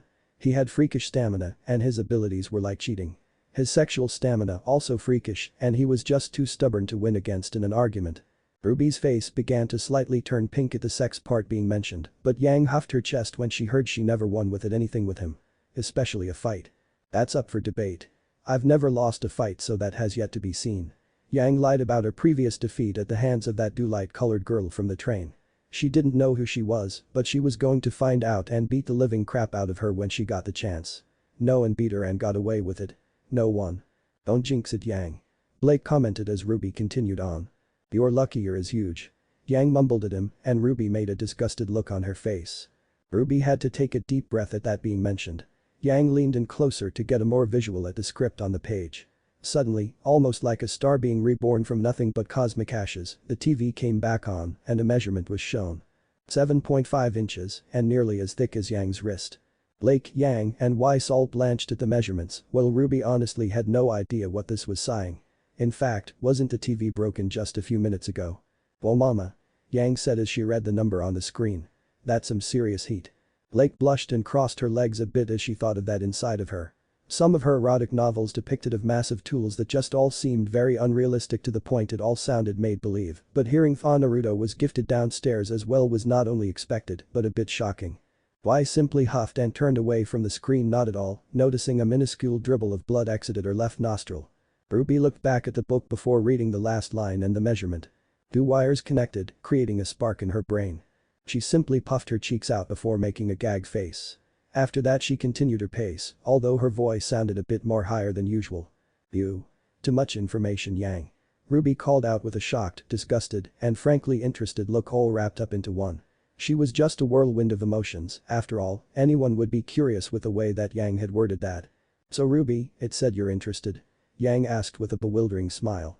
Do tell. No. I'm not interested in what his penis size is. Ruby shouted while spitting the word penis out as if it were castor oil. Well, the book said. The book's a liar. Ruby yelled, trying to defend herself. You're lucky your boobs are huge. Naruto responded to her easily and she grinned at him. Ruby had to close the book at that line, she would never think of ever reading something like that out loud in her lifetime. She knew her sister was more gifted than others, but she herself would never come to admitting it.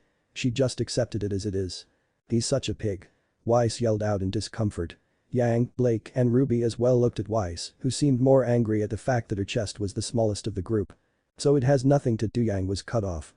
If you so much as whisper anything about my chest I'm going to rip your hair out. Weiss said as Yang leaned back to avoid breaking the Hirius's teeth in. Not my fault I've got more baggage. Yang cut in.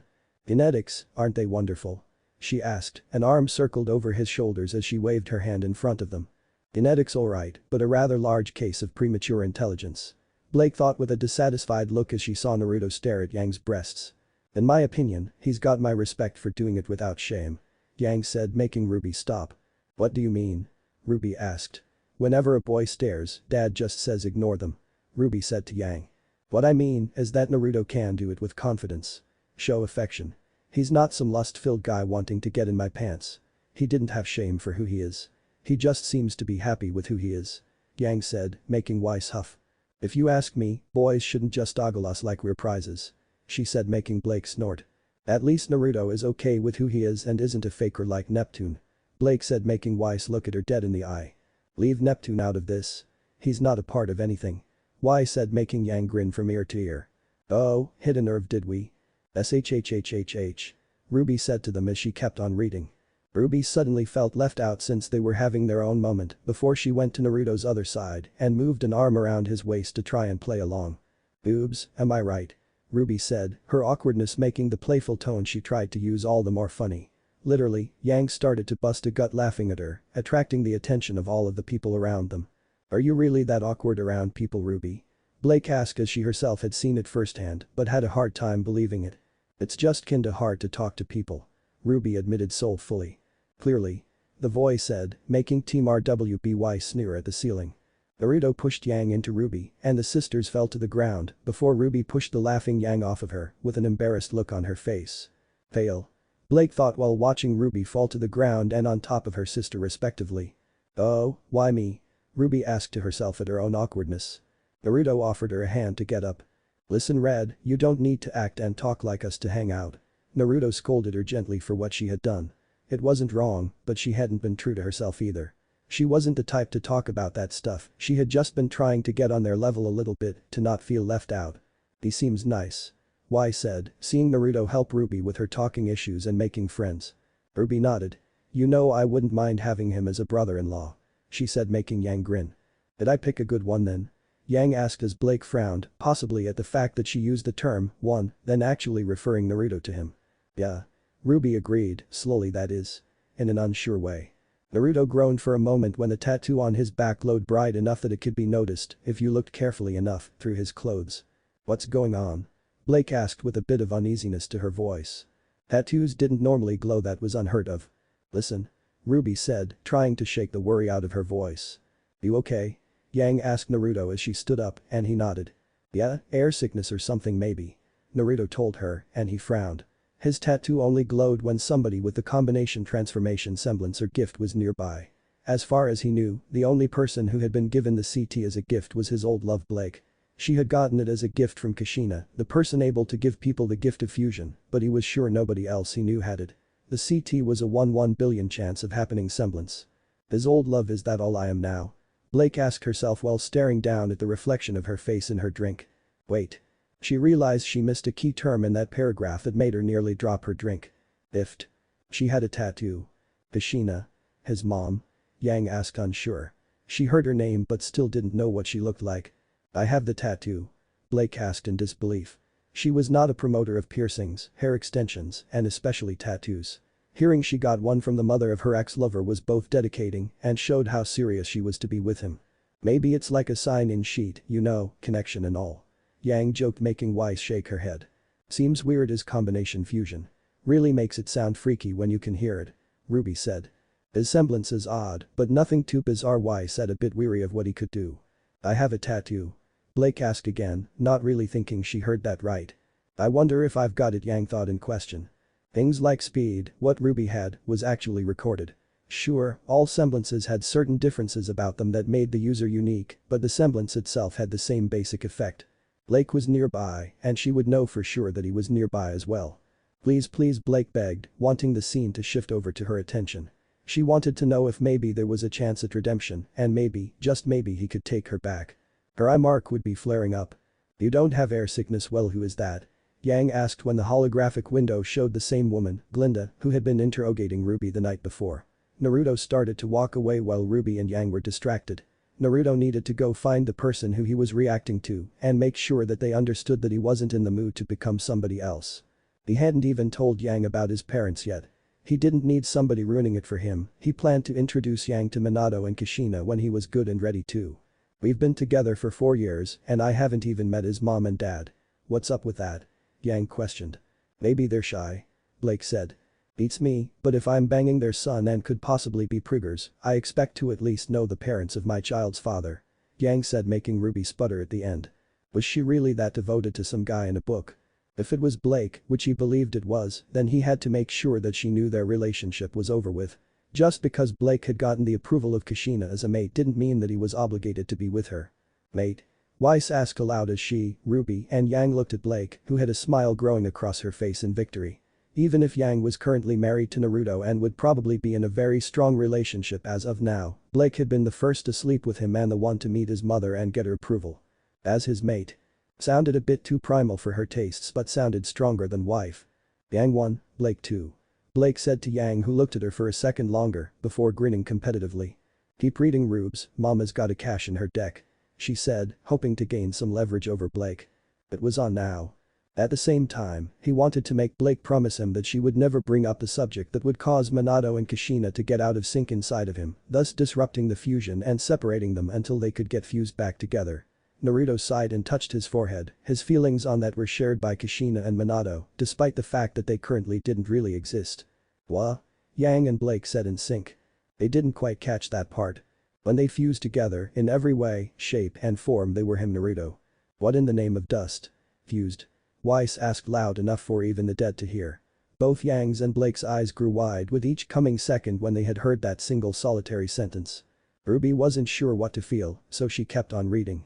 It was the result of them being perfectly fused together, they didn't even exist as voices in his head because they were him. He was the perfect fusion of their personalities, strengths, weaknesses, looks, and their core values. When they were him, they were Naruto as well, there was no Minato and Kushina, only Naruto. They weren't two souls in one body, they were a single soul, and that soul was called Naruto. That is super freaky. RWBY said as she put a hand on her cheek in shock. Two people becoming one from some sort of technique sounded something taken out of a science fiction novel or film.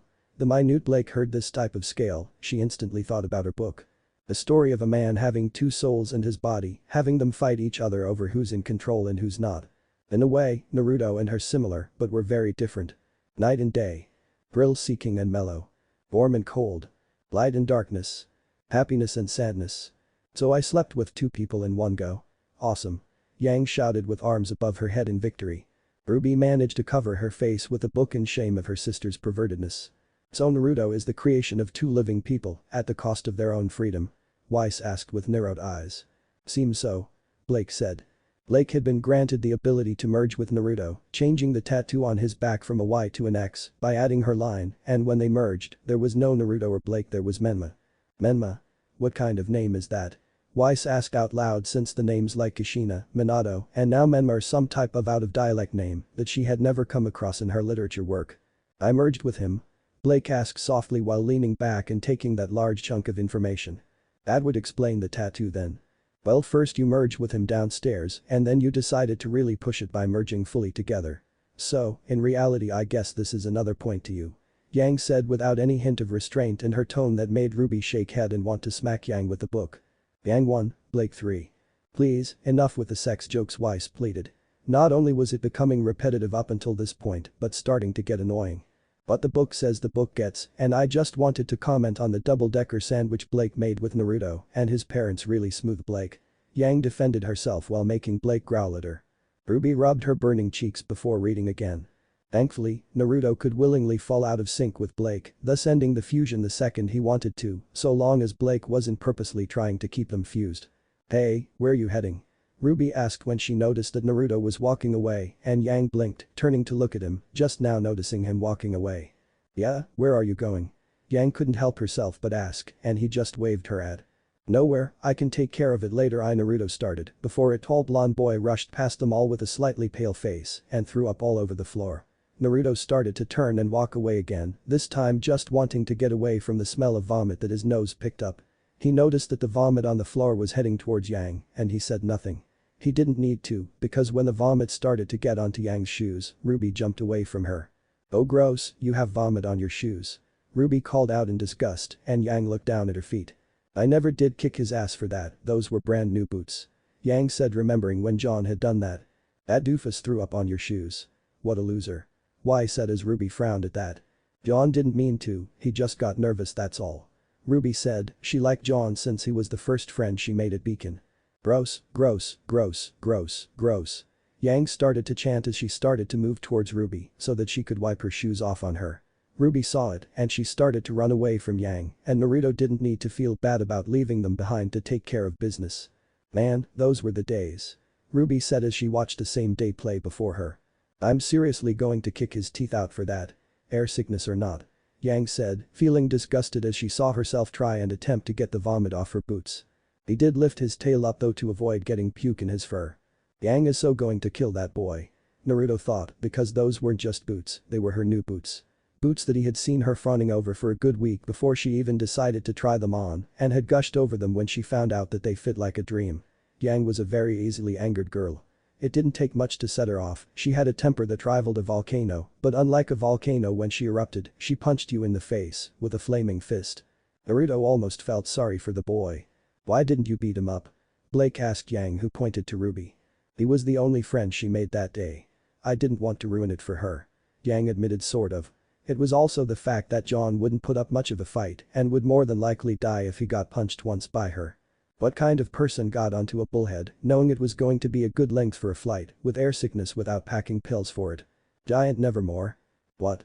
Weiss asked in a nerve-wracking voice as a Nevermore appeared on the screen. When did that ever happen? RWBY shouted in shock as she had no previous recollection of this ever occurring. Sure enough, flying right towards the large bullhead was a giant Nevermore, seemingly attracted by a larger than normal amount of negative emotions coming out of the bullhead. Naruto palmed his face before he started to take the nearest route to a way to get out of the bullhead and take care of this problem himself. Naruto looked at the window and he just stared at the window. He's not gonna. Yang began with massive eyes. He sure is. RWBY shouted in equal shock. I'm a fucking dumbass. Naruto said as he started to run towards the window. It was his bad luck that it attracted the giant Grim, a huge black bird with a white bone mask, and he wasn't even joking. The second Naruto ever left a kingdom and went anywhere, he was swarmed by Grim. He carried inside of him a huge amount of bottled up negative emotions, so much that if he didn't bottle them up, he would turn into a villain without a doubt. Negative emotions. I wonder what's going on in his mind. Blake thought as she watched her interdimensional lover take the leap of faith toward the glass which, if she remembered correctly, was bulletproof. Naruto jumped at the window before his face smashed against the glass. Yang snorted. The glass didn't break. No shit. Yang chimed. Language. Ruby said. It was bulletproof glass. Oh, thank Remnant. Wise thought as she took a breath in relief. Her visions of what she told herself were slowly crashing down in flames. That was why Naruto got his gun out and shot the glass before he teleported himself onto the other side using his mark. Naruto's feet touched the glass of the bullhead before he started to fall down into the ocean below. The Nevermore actually followed him instead of going after the bullhead like it normally would have. Naruto crossed his arms and looked at the water below him before he took out his gun and shot a bullet at the bullhead, hitting the right wing of the aircraft. The Nevermore was a mere feet away from Naruto, mouth open to swallow him whole. Naruto shot it in the side of the head before he teleported on top of the giant Nevermore and took a long rope out of his small pack on his back. He carried some pretty random stuff inside of it. He made a lasso before throwing it forward, and when it fell back Naruto pulled it tight right around the Nevermore's beak. "Nuo!" Weiss shouted at the TV in pure anguish while raising both hands up in balled fists. She, of course, knew where she was and looked at her teammates' shocked expressions at the emotion she had just displayed. Blake was hiding behind the couch from not expecting it, and Ruby and Yang were both clutching each other from Weiss's sudden explosion. Weiss, feeling more embarrassed than before, sat down while looking at the table. Yang picked the book back off the floor before saying, "Take a chill pill, geez." That being said, she retraced where she left off and continued. Smaller Nevermores, about the size of normal birds, finally seemed to catch up with the big one, and Naruto clapped his hands together. Resting on his own palms were two marks, and extending from his body was a field. Everything caught inside of the field, besides himself, and the giant Nevermore was teleported towards the bullhead, right in front of the engine, and all of the little Nevermore were turned into mulch by the engines. Well, I get to check right a Nevermore off my fuck-it list, and I get to make an awesome entrance. Naruto said to himself as he grabbed the rope and began to force the Nevermore to obey his commands. Birds, more often than not, have a habit of changing the way they flew, depending on the direction their head was facing. Keeping the head facing towards beacon in the distance, a great way to force the creature of destruction to follow his commands. Yang was so going to be pissed. This was just the kind of thing she wanted to do with him. "No, no, no," Weiss chanted over and over again while she had her arms wrapped around her knees and was rocking back and forth on the couch. This subplane area she was in was nothing but bad juju. She wasn't in any mood to give that blonde sicko a free show. Ruby watched her partner have absolute fear in her eyes before starting to hand the book over to her. Weiss took one glance at the book before smacking it out of Ruby's hands. "Get that away from me. Stay away." Weiss screamed before a lightning bolt struck the table. She stepped past strike one. Which means. Poof. Weiss was engulfed in smoke, couching and hacking while flailing her arms about to shake the noxious fumes. When the smoke cleared she noticed a few things didn't feel very different. Suddenly she felt something brushing her back and her bottom. Her hair felt more looser as well, and she could feel it itching its way down her spine, but it took a second to register that her hair was always in a clip and her butt was always covered by a skirt. She could feel her hair swishing back and over the left side of her butt cheek. Not to mention her chest felt slightly free. She took one glance down and screamed in horror. She was bare as the day she was born. Not a single inch of cloth was covering her skin. Weiss covered her chest with her left hand and ducked behind the couch quicker than her glyphs could teleport her. Ruby blinked once before trying to shake the image of Weiss's nude form out of her mind. Blake had to calm herself, angry at the fact that the mysterious voice was still toying with them. There was a resonating pause for a moment before Yang got up and said, "Leave her alone." "Sorry, the rules are the rules." The voice said. "You can't blame me, I gave you all a warning. Team RWBY all wanted to finish this book soon or else they might just lose their minds. You're no longer needed." Naruto said to the giant Nevermore when it landed on the ground, shocking the shit out of dozens of students that were unfortunate enough to see the giant bird land on the ground. Naruto placed his palm onto the Nevermore before he sent a specialized burst of aura through the skull of the creature and its head exploded. Naruto hopped off the quickly disappearing corpse of his ride before he dusted himself off. "Son of a whore." Weiss shouted in vanishing confidence and all other types of holy feelings.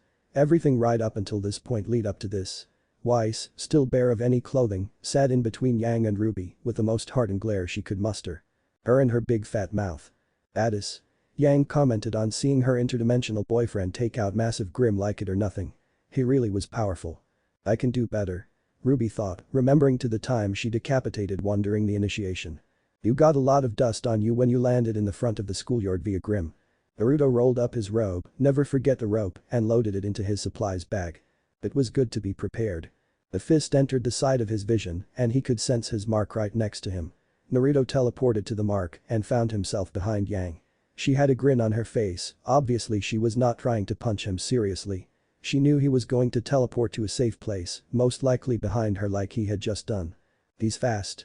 Ruby thought. Someone who can play fight with you has to either be a liar or a fool to say he isn't afraid.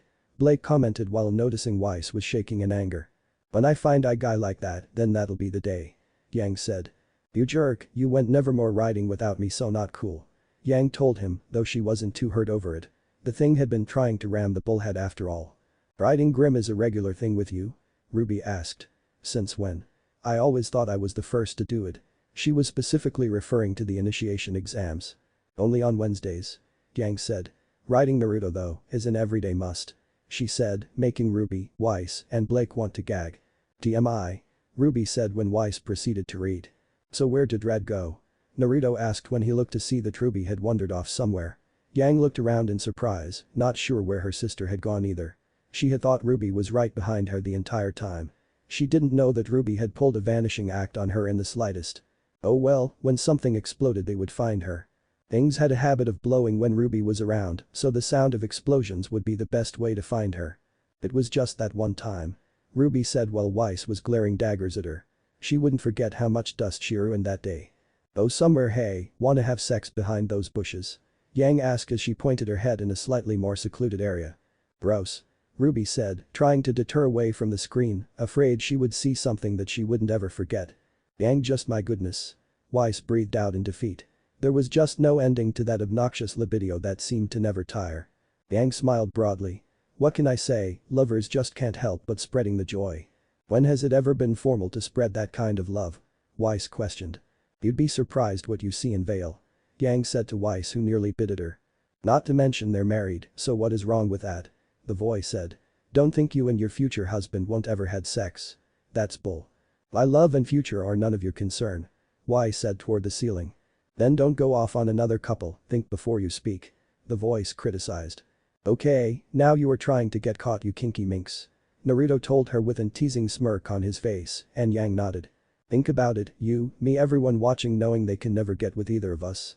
The girls will be super jealous of me for having you and this body. The guys will wish they were you, and when they see the Y splitter they can never look at their cocks again without feeling small. Yang teased him, and he had to admit that sounded hot. To force everyone to watch as they made love, teasing people with their hot, sweaty bodies rubbing together sensually in a dance of. This is really beginning to go bland. Blake commented while having a deadpan tone. She was about 65% jealous and 35% envious of Yang, who was at the place of being at Naruto's side as his current lover. She couldn't wait until the moment when she came into the mix. Still, he does make everyone sound small. Yang said with a proud grin. Why does it matter on being big? Ruby asked. Only guys would understand, it's kinda like a gifted trait. The boy said to Ruby. Naruto's right eye turned violet for a second and his face started to twitch. That is not a good idea. Team RWBY held mixed reactions after seeing that take place on the monitor. Someone's eye changing color just like that reminded them of what Yang could do when she got mad, then again there weren't a lot of people like Yang. It was a bit off-settling. Naruto, are you okay? Yang asked when she saw his eyes. She had seen this before and it seemed to only take place when Naruto was having a massive internal debate with himself.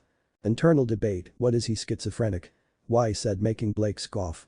There's never been a case of where someone's eye color changes due to schizophrenia.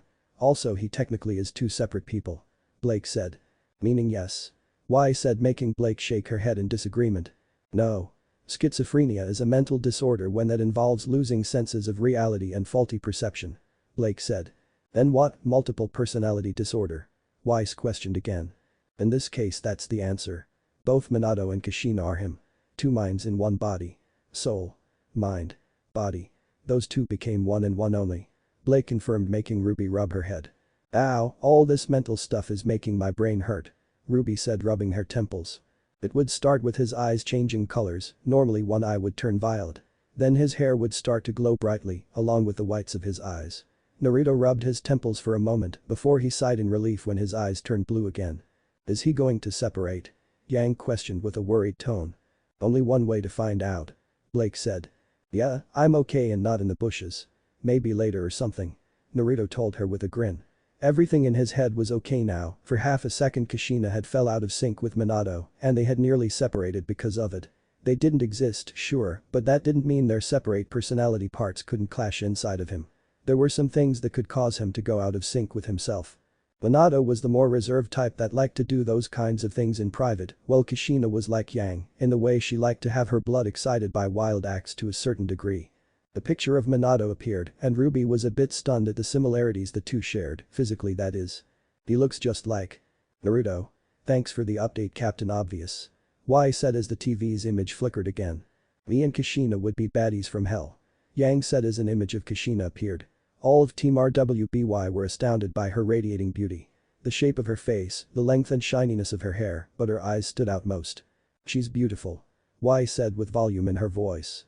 While she came from a prosperous background filled with many who wanted to achieve true gorgeousness, Kushina was one of those prime examples of people who were just naturally born with it. Her hair's very pretty, Blake commented. Yang's statement had been shocking and it had caused a small disturbance.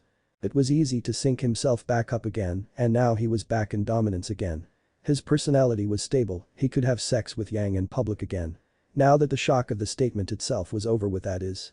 Under the covers, with everyone around even kinkier. I love you so much when you let your wild side loose. Yang told him and she kissed him on the cheek. Despite it being only a cheek kiss, he was happy about it. In front of everyone. Yang shouted with her cheeks blooming into bouquets of lust. You see, love wasn't something that just happened. Well, love at first sight happened, but to keep that love strong, you needed to make your partner feel loved. But in front of everyone. RWBY asked with a discerned look, hoping her clone would be as far away as possible from the couple of lovebirds. She didn't know a single solitary thing about love. Love between two people wanting to consummate in that type of physical action. This is all new to her. I love you too. Naruto said as he kissed Yang full on the lips with everyone around them, forcing themselves to look away as the couple had a heavy makeout time right in front of the school with a Nevermore corpse behind them. Yang was grasping at the base of Naruto's tail, where it connected to his back, with her other hand pressing against the front of his pants. She was groping in public and this time she wasn't about to crush the she was grabbing. RWBY's silver eyes became wide as plates and her face began to turn green. She instantly went back under the couch cushions. Reading was one thing, but having to witness her sister giving Naruto a rub downstairs was not only mentally scarring, but just too much for her to see. Weiss had to bite her tongue and let her cheeks heat simmer down from the reading. Blake didn't like this chapter not one bit. It's turning out to be worse than the last and escalating to new proportions of weird. And Yang was simply eating a banana while watching the screen with her legs crossed. Naruto had a hand firmly on her breast with his other hand massaging her ass. The two of them were getting very into their fondling. Yang thought to herself. These chapters can't possibly get worse. Y said while struggling to keep her own dirty thoughts at bay. Second base is good and all, but when are we going to see fourth? Yang asked while getting some shivers of ecstasy from watching herself make out and feel up a sexy hunk. Blake shook her head. No. I don't care if I lose all my hair or lose every speck of dignity, I'm not watching or reading any of that. She said with defiance. Yeah, we'll see. The voice said. Yang was 3 seconds from jumping his bones right then and there. She had her hand down the front of his pants. Seeing him riding a Nevermore like a fucking badass before he killed it with ease had gotten her so excited and wet that she was lucky she was a black skirt made of leathery material that hid wet spots. Her core was so soaked she was surprised that nobody had noticed. Naruto reached underneath her skirt in a way that nobody could see her privates before he slid his finger underneath the spandex biker shorts she was wearing underneath her skirt. I feel so sick. RWBY said while placing a hand to her lips to keep any bile down. Hearing the vivid and saucy description of her sister was disgusting and too strange for her. She didn't know why her sister was getting wet. Was she peeing? That was even weirder. Second and third base. Come on, just one more. Behind the bushes or in a tree. I don't care. Yang said as she silently slipped her left hand down toward her crotch. Her hand stopped though when she remembered who could be potentially watching. She was drenched. Me too. Yang thought while ever so slowly using the cushions from the left side to cover up. RWBY looked at Weiss who had her legs crossed and looked over at Blake to see her biting her finger while looking away. The blush on her face said it all though. Drenched? From what? Did she pee herself? RWBY thought while beginning to sink more and more in the couch. Damn screw tonight, take me right here. Yang told him with a dangerous grin on her face. Everyone that was looking at them, staring with such burning intensity, were blushing crimson and could barely hold back their excitement. RWBY, Weiss, and Blake were in the same boat. But being disgusted, embarrassed, and slightly turned on. Although RWBY was feeling a level of grossness she had never experienced before, Weiss was having a hard time trying to read this mockery of erotica, and Blake was trying her hardest not to bash Yang's teeth in while at the same time have some very M-rated thought of a certain fox faunus. She could practically taste the sexual pheromones Yang was releasing. So much it was horrendous. Yang was really thanking dust there was a record button because now she could have some entertainment on those lonely nights. She wished the author though could do a live-action one and stop with the teasing. "Woman, there are people watching," Naruto told her as he looked around and she rolled her eyes at him. "Who cares?" Yang said loudly. "We do." RWBY, Weiss and Blake thought loudly. Weiss then had to read the next line, feeling like it was lava coming up her throat. RWBY stood up before yelling. "Things aren't supposed to, oh dust, I'm gonna puke." RWBY clutched her mouth as she began running to the bathroom. Blake in the meantime was trying her hardest to get the image of Naruto's too loud of her mind. He walked away, leaving her wet and dry at the same time. Naruto looked back at her with a smirk, showing he knew just what he had done. He had never planned to actually have the sex with her, he just wanted to tease her in such a heavy way that she wouldn't be able to see straight. "Oh, so he wants to play hard to get, huh?" Yang said while watching Naruto leave her with a raging on. The fact that he could be both a teaser and a pleaser was not only shocking, but heavenly in Yang's case. Better that he walk away and look like a pig than embarrassed around within the vicinity and still look like a pig. Why said through her own embarrassment of reading and watching that. Well, she was both shocked, angry, and turned on. She is mine people, anyone that thinks they have a shot at her will find their testicles on the other side of veil. Naruto said out loud. As one, the men of the crowd grasped their balls when they felt a vast amount of killer intent wash over them, scaring the ever-loving daylights out of them and making them worry about the states of their future balls. Naruto proved a point by picking up a rock from the ground before he gripped his fist, and when he loosened it, sand started to fall from it. The men started to twitch as they imagined what he could do to their nutsacks with his fist if he wanted to. It should have been us. Blake thought as the ever-growing pain of loneliness began to consume her. What did she say to him? What? RWBY didn't know why, but she was instantly regretting being related to Yang as she wept in the bathroom. Weiss was thanking whoever made this story that she wasn't here yet. Yang, well, she was a tough cookie, she had sex with Naruto on a regular basis and it helped that she was already super strong and getting hurt only made her stronger until she realized the pent-up energy. "You see that rock hard ass, ladies? That is my piece of ass and if any of you try anything prepare for some pain," Yang said as she cracked her knuckles. She punched a brick wall lightly and her fist sank into the brick and left cracks behind, as well as a fist-shaped indent. Both men and women alike were scared and scarred for life at this point. If they had been thinking of any sexual thoughts about either Naruto or Yang, well, they were gone now. "Good," Yang said out loud as RWBY came back. She didn't throw up, in fact she didn't have to throw up at all. She just wanted to find an excuse to get out of the room and stay away from the monitor. She helped now though that the images and foul words of sexualized innuendos had ended and she was at the mercy of some G-rated content. "I love it when you get violent, I love angry girls," Naruto said as he wrapped an arm over her shoulder and she smirked at him. "I thought you loved busty girls, or how about that time you went through a flat chest phase or the time you were really into girls with hair down there?" Yang teased him. She was willing to fit some of his tastes, she wasn't able to fit the flat chest one, but she had been willing to bind her chest during sex awkward for her and Naruto found out that chest size didn't really change sex between them that much. What kind of girl allows her hair to grow down there? Blake thought with a grim feeling. Hair? RWBY asked, concerning about that subject rather than the more than obvious ones. What about hair?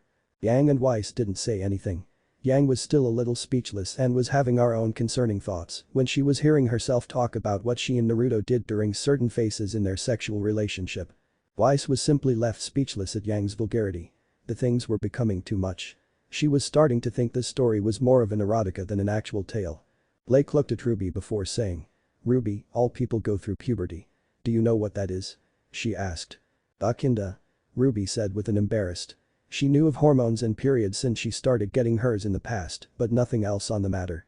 She had a father who cared for her very much and would do anything for her except give them the talk. Taeyang didn't truly know how to deliver such a touchy conversation to his two daughters since both of his wives were gone, he really had no woman in his life when they were old enough to give them the conversation, he didn't know how to do it.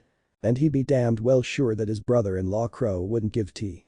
I am never going down on you ever again if you don't shave. Getting hair in my house, not fun. Naruto told her and she punched him in the arm. Hey, you asked for it. Yang told him and he mocked her by moving his lips in the same words as she used. I thought men only shave. Ruby asked, feeling a bit unsure. Was she going to have to start shaving her face like her dad? But what did down there mean? Yeah, and never do it again. I regret that choice. It may look hot to see a nicely trimmed bush, but it makes everything feel different, weirder. Naruto said with a twitch and Yang rolled her eyes at him. They experimented a lot. There was a time that she surprised him during sex by shoving her pinky right up his Serpers butt sex. Yang shouted, making Ruby clutch her rear. Don't do that. Ruby yelled at her sister. Weiss and Blake only read on. Well, it wasn't a pleasant scream that he unleashed.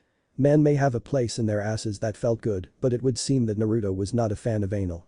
She learned that the hard way when he glared at her for a week and refused to fuck her. I'm not even going to, Weiss thought with a shake of her head and cheeks still aflame. She wondered if there was any other vulgar person like her in the world. In another dimension, Crow sneezed right into his flask. This is some good info. Yang said as everyone else was pointing their weapons at the TV. She never once thought of doing that, although she'd read it somewhere but forgot about it. The thought kind of thrilled her and she was willing to try it out with a significant other if she ever got the chance in the future, but it looks like she learned about it firsthand from Naruto the year before any of that. She'd have to take this book with her. Ruby wasn't even bothering to look up but instead pulled her scythe out. Blake did the same thing, only this time she looks different. A dark shadow looms over her eyes and two small red dots that seem to glow in the dark shine through. She raised her weapon up towards the television with a slow yet dead-like movement in her arms. No more. Blake seethed as she pulled the trigger at the screen. When she pulled the trigger nothing came out. Ruby did the same thing with hers and was met with the same response. Weiss wasn't planning on standing up anytime soon, but had similar reactions when she realized her weapon was dried up of ammunition as well. What's going on? Ruby asked while checking her weapon's ammo port. Where'd all my ammo go? Wait, this isn't crescent rows. She shouted in anger mixed with surprise. The weapon in our hands was not a beloved one created by hers, but a replicated one made of a similar type of metal, but not the same kind. If you're going to cause mayhem, take it outside. Oh wait, you can't. The voice taunted lightly. If Crescent rose back. Ruby shouted with absolute anger now, something the rest of her teammates didn't expect. You took our weapons. How? Weiss asked as she threw the fake Mertnister across the room. I have my ways, and no. Your weapons will be returned when I say so. You big jerk. Ruby shouted with newfound anger. Taking her weapon was like kicking her puppy. No one got away with it without getting a shinner. Now Ruby wasn't normally a violent person, but when it came to family, friends, or her weapon, she would get angry. An emotion she never exhibited often. Even her mother Summer, probably the second strongest member of Team STRQ, was normally never angry. Yeah, I'm a big jerk, big whoop. The voice said. She had apologized to him and promised that she would warn him if she ever tried it again. Boom. And so it begins. Weiss thought to herself with a stony mind. Every time a red booms, an angel gets its wings. Naruto said with a grin on his face and Yang snorted at him. She would break out laughing, but she figured it would be inappropriate. She was the last person that should be thinking about what and what was not appropriate to do. Stupid blondes, Weiss thought with a sneer. She was honestly at the point where she was starting to detest every single blonde she had met. Yang was the first blonde she met and she instantly disliked the girl. John Ark was the second one she'd had the unforgettable meeting with and she couldn't stand him. Then there was Sun Wukong, the monkey fauna. The guy was both annoying and obnoxious to the point she wanted to be herself with his staff until she was unconscious and would kill the guy to wear a clothes shirt. Lastly, there was Naruto. He'd put himself on a special part of the list. I hope she is okay. Yang said after a moment. Explosions were still no joking matter.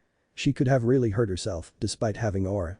Sometimes you just didn't get your aura up in time and boom, you were dead because of an accident. Yang really did love her sister dearly and she wanted her to be safe, she wanted her to enjoy life and be adventurous, but she wanted to know that Ruby would be safe about her danger. Safe about her danger? Naruto questioned her and Yang blinked. What? Yang asked with an odd tone. How did you know what I was thinking? Yang asked him and Naruto palmed her face with his hand. I can read you like a book and you were muttering that under your breath. Naruto admitted and she turned a little pink. She hadn't known that she was muttering her thought out loud. Yeah, she does that a lot. Ruby said while nodding in confirmation.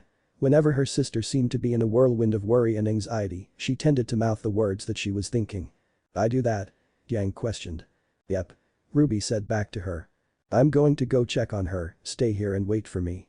Yang told him, and he put his hands in his pockets and watched her walk off. She turned the corner around the building and Naruto leaned against the brick wall. Naruto didn't notice as a woman started to walk towards him and she was a beauty of a woman. "Well, look what the cat dragged in," Yang said with a pure challenge in her mind racing. She was a little shorter than Yang and her body was even more lean in shape, though her breasts were a little a good sized smaller but still normal sized. She had light skin, even lighter than Yang, and she wore a white jacket with her collar popped up to cover the back of her back and it was open to show off some cleavage and it ended at the elbows for the sleeves and it was cut to show off her toned stomach. She had black clothes wrapped around her forearms and she had black pants with a white stripe on each outer side and a hip cape in place with knee-high combat boots. She had a slightly angled face and her eyes were sharper. On her back was a black sword sheathed inside of a sheath that was also a cleaver. She had long black hair and a black bow on top of her head and her eyes were yellow with slightly slitted pupils at this moment. She had a happy look on her face as she walked towards him and he blinked when he noticed her and then he twitched as his eyes widened. Say something." Blake thought with an absolute hurricane going through her vocabulary banks. Blake, Naruto muttered as he laid eyes on the girl he had loved before he had ever even met Yang. She stopped in front of him, wearing the same style of outfit that he had encouraged her to wear and she had a smile on her face as she looked him in the face. Her smile made him a little happy and he was happy to see her again kind of. He was also angry at her and his gripped fist told her that he wasn't happy. The silence is resonating within the room. No one uttered a single word, but Blake showed the most worried as she stood up and looked at the screen and saw herself begin to walk towards her past significant other. "Naruto, I quit, you were right, what they were doing and what I did, we were wrong." Blake told him as she took his hand and he looked at her with sad eyes. Naruto took his hand away from her and she looked at him sadly. Blake, Naruto said her name, not sure what else he could say. She grabbed his tail and circled it around his neck and he removed it from her neck while looking at her sadly. Naruto turned away from her before he began to walk. She grabbed his hand when he got a few steps away. "Please, the last few years I have been thinking of what I was going to tell you when I saw you again, please let me finish before you walk off." Blake told him. She had waited for him, that other girl, to leave before she came over to talk to him because she wanted to make sure that he got the message. "Blake, I'm not ready to talk to you right now," Naruto told her and she bit her lower lip. "Please Naruto, if you have any love for me just listen to what I have to say. I was an idiot, when things changed I should have stuck by you. I was a fool to think that violence was the answer, can you ever forgive me?" Blake asked him with the speech that she had been working on for a while now. "Say yes please, for the love of everything say yes," Blake thought while begging herself not to cry at the sight before her. "I can forgive you for the argument and I can forgive you for what you did, but I can't be with you," Naruto said as he pulled away from her. She closed her eyes before she looked at him seriously. Blake felt her heart shatter. Has she met Kushina and Minato? Has she been given the gift? Does she had their approval? Blake asked and she knew Naruto. She knew that Naruto wouldn't just introduce people to Kushina or Minato. "Blake, I'm not ready to see you yet," Naruto told her simply and he continued walking away. He needed to find Yang. "Come on Naruto, keep yourself together. You won't split up over this," Naruto said to himself as he looked around Yang. Seeing Blake again was not good for him, not with the remaining feelings he had for her that had never been resolved. She was bringing up a lot of things with her that he didn't need right now. "Is he really that emotionally unstable at the sight of me?" Blake said aloud with a still saddened tone. She was still coming to grips that she and Naruto would never be one, but she held it all in. "It looks like it," Yang commented, noticing how fidgety Naruto was acting towards Blake. "What could I have said to him?" Blake asked again. She had never really tried to for many types of relationships in the white thing, should have let her eyes linger to a few of the young boys same age as her, but again, these are just meaning the phone crashes. Nothing more. "Blake, it's not what you said, but you saying your cause to the White Fang was more important," Yang said toward the cat Francis with a serious tone in her voice. Similar to how when he was a perfect fusion of Minato and Kushina, he had fused together with Blake. He understood how good it felt to completely and utterly combine everything about yourself with somebody that you were in love with. It was greater than any sex. That's a thought, Yang thought. Any sex? RWBY asked, curious, thinking sex was one and one thing only. This caught Yang's attention as she snaked an arm around her sister's shoulder before saying, "There's more than one way to shove a." "Don't say it," Y said through an angered tone. She knew, but wasn't going to speak of any of it. "Listen Ice Queen, we've already read through all those other chapters and you're still going to act like this?" Yang asked. "Are you ashamed of it?" "It's not that, I'm just sick of it, this is nothing more than a smut story," she said. "Why's FTTS doesn't like that?" the voice said. "Listen to me carefully, while I may have unlimited power here, FTTS is a whole new level of bad news. You really don't want to make him angry. As if, like I would care if I got him mad. Weiss brushed off the tone. Weiss looked back with a small frown. Naruto stuck fingers inside of her, she almost spat out the next part. And speaks worse than any other human being I've ever had the time to hear. You're gonna be sorry, the voice warned heavily. And besides, FTDS said a smut story is when it's just pure sex with no plot. Although it's been heavily mentioned, there's a valuable lesson to learn from this story. That's the problem. Yang shouted. What lesson is to be learned? Beats me. The voice said. Where is FTDS? RWBY asked. That is a question I cannot answer. The voice said. When you were fused, you weren't two people anymore. You were a single person, a constant expression of love. There was nothing more intimate than having your everything combine with the everything of somebody else. When you were fused, the people you once were might as well not even exist anymore. I wouldn't exist if I fused with him. That the scariest thing I've ever heard. Yang shuddered at the thought. The greater than any sex was painfully appealing, not existing was a rather big flaw. Then don't do it. Why would you want to fuse with that idiot? Weiss asked. I'm tempted to say because he's my idiot since we're married after all. But I'm not really in the mood to be non-existent. Then again, this isn't me and I don't really know Naruto. The other me has longer. Yang said, making RWBY nod vigorously. He had experienced that before with Blake, and together they had combined into what had became known as Menma. Menma? Blake uttered without letting her team hear her. She truly wondered what she and Naruto looked like when fused. Then again, that wouldn't be happening anytime soon. So Blake gave that up over the white fang. Man, I hope it was worth it. Yang said, thinking giving up that was probably the dumbest thing Blake had done to date. It felt like his head was about to rip itself wide open. The bonds keeping him fused were becoming undone, or rather, he was splitting from one person into two people again. Kushina had always been amazingly fond of Blake, so fond of her that she had trusted Blake with having a piece of her fusion ability, thus allowing the girl to fuse with Naruto. Kushina was a proud Franus, somebody who believed that Franus needed to fight for their rights. She was a Franus? Blake questioned. She didn't remember seeing any Franus-like features on her, then again, it would give her an answer on where he got the tail and whisker marks. She hid it quite well, I must say. Weiss said with an unsure tone. She would have stayed with the white fang, but set limits for herself in what she would and would not do. Minato on the other hand was of a different mind. He didn't trust Blake very much, and he was of the mind that Yang was so much better for Naruto than Blake. I had no choice. Blake defended herself. Yang wasn't a Faunus though, so Kushina didn't, well, she wouldn't approve of it nearly as well as she approved of Blake. Talk about racist. Yang said, a bit hurt that Kushina didn't like her because she wasn't a Faunus. You love her, you know you do, Naruto. Naruto told himself with a twitching right hand, and no, his hands were not controlled by either Kushina or Minato. You loved her, but she betrayed you. She stayed with the foul white fang. Naruto commented to himself with his left hand twitching. His eyes glowed two different colors and his hair glowed a little brighter than before. He was gripping both of his hands tightly. If he could find freaking Yang by now, he could end his internal debate and remind himself who he, Naruto Uzumaki, was in love with. Where the fuck was Yang when he needed her? Was it him, or was his headache getting much worse? It felt like a volcano was going off inside of his brain. Pop. Naruto exploded in a puff of smoke, and standing in his place were two people. They were wearing perfect copies of his clothes, and each of them had one of his guns. They both had long foxtails. The first was a shorter woman, 5'5" in height, with fiery red hair that reached her ankles and violet-colored eyes. She had softer skin and had Naruto's rounded face. The next was a man, about 5'10" in height, with spiky blonde hair and peach-colored skin, with blue eyes and a yellow foxtail. What the hell? Yang said as she saw Naruto vanish and get replaced by his parents. That is awesome. RWBY shouted. Well, that escalated quickly. Weiss said, not being that shocked since she was already notified of it. She is a fox. Blake commented with a raised eyebrow while her ears twitched with anticipation. Kushina, come on, Yang is waiting for Naruto. Minato said to calm down the angry-looking woman. No. That woman might be fun to hang with, but Blake is so much better. Don't you want Naruto to become Menma? The love of being one with the one you love? Kushina asked with a glare directed at Minato, who was waving his hand slightly to placate her. But he loves me. The other me has to make things right. Blake thought with newfound determination. Naruto already planned on introducing us to Yang, can't we let him decide what we do? Naruto has my patience and your passion. He knows better than us what is good for him, so let's just become Naruto again, okay? I hate being me. Minato tried to reason with her.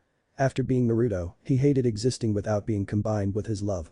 It was the curse of fusion, once you fused, you didn't want to unfuse. You didn't want to exist, you always wanted to be with your lover. To experience the ultimate bliss with them, or at least it was that way for Minato and Kushina, who couldn't bear being separated most of the time. Yang listened to the two crossing lovers and couldn't help but admire their dedication to each other. Their loyalty towards one another was almost sickening, but not as glorifying as Minato's proclamation on hating to exist. That was new. Seriously, now I want to fuse with Naruto. It sounds hardcore. Yang said. No Yang, the book's corrupting you. Ruby said loudly. She didn't want to lose her sister. This was different though. Naruto loved Yang, but he had loved Blake and fused with her before. And the one who popped his cherry. Blake thought, and for some reason Yang's eye twitched. He had strong feelings, strong enough that it actually caused him to pop over it. He was so conflicted that he even forgot he could teleport to Yang. He only unfused when he went through something he really needed help solving, or couldn't handle on his own, or when he took a fatal blow. Well, looks like we are at Beacon, so Naruto is finally old enough to be here, huh? Kushina said when she finally noticed where they were. When you were fused, you really did lose track of time. You didn't exist, so there was nothing to make you want to keep track of time. Fusion was endless pleasure, time didn't matter to you. I'm really debating with myself if this is worth it. Yang endless pleasure sounded very tempting, she didn't want to spend her life fused, losing all the moments of not going on adventures. That wasn't her. It was like the best sex in the world, multiplied by 100 million times. I've got to weigh my options. This is just too good to pass up. Yang thought with a thoughtful look. I wonder what sex feels like. Ruby asked herself with such mild curiosity. I'm such an idiot, the White Fang couldn't surpass that. Blake thought, wanting to slap herself. Focus Kushina, your ADHD is kicking in. We need to decide on who Naruto loves more, Yang or Blake. Minato stated with a twitching eyebrow. So has ADHD? Ruby thought. Blake. Kushina said right off the bat. He married Yang. Minato reminded her right after she spoke. Damn straight. Yang thought while Blake's left ear twitched. He fused with Blake. Kushina pointed out to him with a superior smirk on her face. Take that whore. Blake thought towards Yang, who began to grind her teeth. He chose Yang. Minato told her, and she clicked her teeth in annoyance at his point. Despite how she wanted to be with a good frontis girl like Blake, she would relent that Naruto had picked Yang, and that was what mattered. Plain and simple Yang thoughts towards Blake while moving her eyebrows up and down. I'm not giving her my gift though, Naruto is only allowed to become Menma with Blake or Naruma with Kurama. I won't let him form Yara with Yang. Kushina said, already picking out what the Naruto Yang Fushian name would be. Almost in an instant, Blake and Yang were in each other's faces. Blake had her fingers out of your sides, imitating claws while Yang had her fists balled, ready to start smacking into the Blake's face. You want a piece of me? Yang shouted. No, I want the whole thing, Blake replied while her ears tucked down. Would you two knock it off? Y said while trying to push the two off of her. Which was failing. Blake and Yang stared at each other a moment longer before standing back down and going back to the book's following sentences. Wouldn't Minato be better? Minato asked with a cool tone to his voice. I don't like that name, maybe Yangrudo or Nang. Yang said while pitching another idea. Yara. It sounds like Yada, which is much more excitement in it than Minato. God, you are so bad with names. Naruto was the only good name you ever picked. Kushina complained to him and Minato laughed awkwardly and held his hand out to her. What do you say, Kushina, want to become Naruto again? Minato asked and Kushina took his hand with a small smile. They both glowed brightly before their bodies merged and in a puff of smoke, Naruto appeared standing between where they had been, holding his head in annoyance. They really love each other, it's sad. Wise thought. She wished that maybe, just maybe she could find happiness like that one day. After her family name was cleared and redeemed, she would hope to be in a loving relationship with no fights, no depression, and most certainly, not a single ounce of yelling. Damn it, I popped, I didn't figure this was that bad. Well, at least my head is a bit more clear now. Naruto said, and in a second he activated his teleportation and appeared right behind Yang. He looked at her and was currently standing behind her. She and Ruby were walking towards the changing rooms, seeing as they were going to have to change into their pajamas, so he grabbed Yang by the waist and spun her around. Hey beautiful, mind if I take a peek at your honeypot? Naruto asked with a grin on his face. Maybe. Yang said out loud. Only if you let my eyes sneak a gander at your footlong. Yang commented back to him, unfazed by his sudden appearance. Blake's face began to heat up again. Gross, you two are disgusting. Ruby said as she moved away from the loving couple. And proud of it. Yang thought triumphantly. Hey, if you can't handle the heat, Red, I can always simmer it down. Naruto said as he leaned against her and gently, ever so gently, caressed her face while blowing into her ear. Ruby blushed before she rushed off to get changed and get new panties. Yang laughed at her sister, while Naruto grinned to himself. Ah, that never failed to make a girl wet. The silence within the room is almost contagious. None of the girls who sat on the couch spoke, but their faces each held a different response towards their thoughts. Ruby was sputtering while at the same time had her hands in between her legs and saw her clone run to the restroom, doing the exact same thing. Her sister Yang had an almost infectious smile and was starting to chuckle. Weiss wasn't even looking at the screen but staring directly at the book with a disgusted look crossing her lips. Blake simply wanted to murder both Yang and Ruby for being this close to Naruto. She was jealous. That's right, she was jealous. What did he do to me? Ruby asked with an ever-growing blush. Yang had to keep her mouth covered with a palm, while Weiss and Blake looked absolutely flabbergasted that he could do something. What did he do? It seems you do like boys, Yang said through her mouth while starting to guffaw at the steam coming out of Ruby's ears. Do not. Ruby shouted. What did he do? She asked again with more worry in her tone. He made you orgasm. Blake said without much care, but the face she was making was anything other than what she was trying to explain. What does that even mean? Ruby asked again. It's kinda like a volcano going off between your legs and it feels so good. Yang shouted with pure ecstasy dripping from her voice. So I didn't pee? Ruby asked again. Ruby, just shut up so we can leave. Weiss thought while sweating a bit. And he could release pheromones that really helped when he wanted to get Yang horny as fuck. Ruby didn't even want to know what horny meant but had a feeling it wasn't something to discuss aloud in conversation. Yang simply looked more and more interested as the sentences continued on. Naruto was someone never to pass up on any given day, that was for sure. Pheromones? Is that what he did? Weiss asked with a sudden dark gaze. Looks like it is. Yang said. Ahahaha, your resistance only makes my harder, my dear sister. Yang laughed out at how she would and could corrupt her sister to the side of the perv. Ruby came out of the changing room and threw an open water bottle right at Yang, getting her clothes soaked with liquid. You two don't get along that much along, do you? Blake asked as she saw lightning go between Yang and Ruby's faces. We get along, we just don't see eye to eye all the time. Yang said. Like that one time I caught Ruby trying on my bra. She said, making Weiss and Blake's head snap towards Ruby, who began sputtering like a fish. I thought you didn't wear bras. Weiss questioned while her eyes became as big as an evermore. And no, I didn't. Ruby shouted. Used to, and she totally did. Yang said, making Ruby throw a barrage of weak punches. Eyes popped boners all around the room. Men. Weiss thought disapprovingly. In her eyes before she had ever met Neptune, all men were the same sleazy scumbags who care nothing more than getting into women's pants and acting all Billy Badass with everyone. To her there was no one, not even her father, who could respect a single woman as a human being rather than a prize. Except Neptune, of course. Go get changed into your PJs, Yang. Ruby called out and Yang started to laugh at her. Hahaha, let me explain something to you. Splashing water on a pervert is like putting lasers on a shark. You will never be able to overcome my perverse levels. They are over 9,000 right now. Yang stated to her sister with her grin growing and Naruto pushed her into the changing room. That doesn't even make any sense. Why said. Go on, pervy shark, you go get changed before your comedian ass gets a cold. Naruto said with a light smile on his face. She was so goofy sometimes, shouting out references that Ruby wouldn't even understand.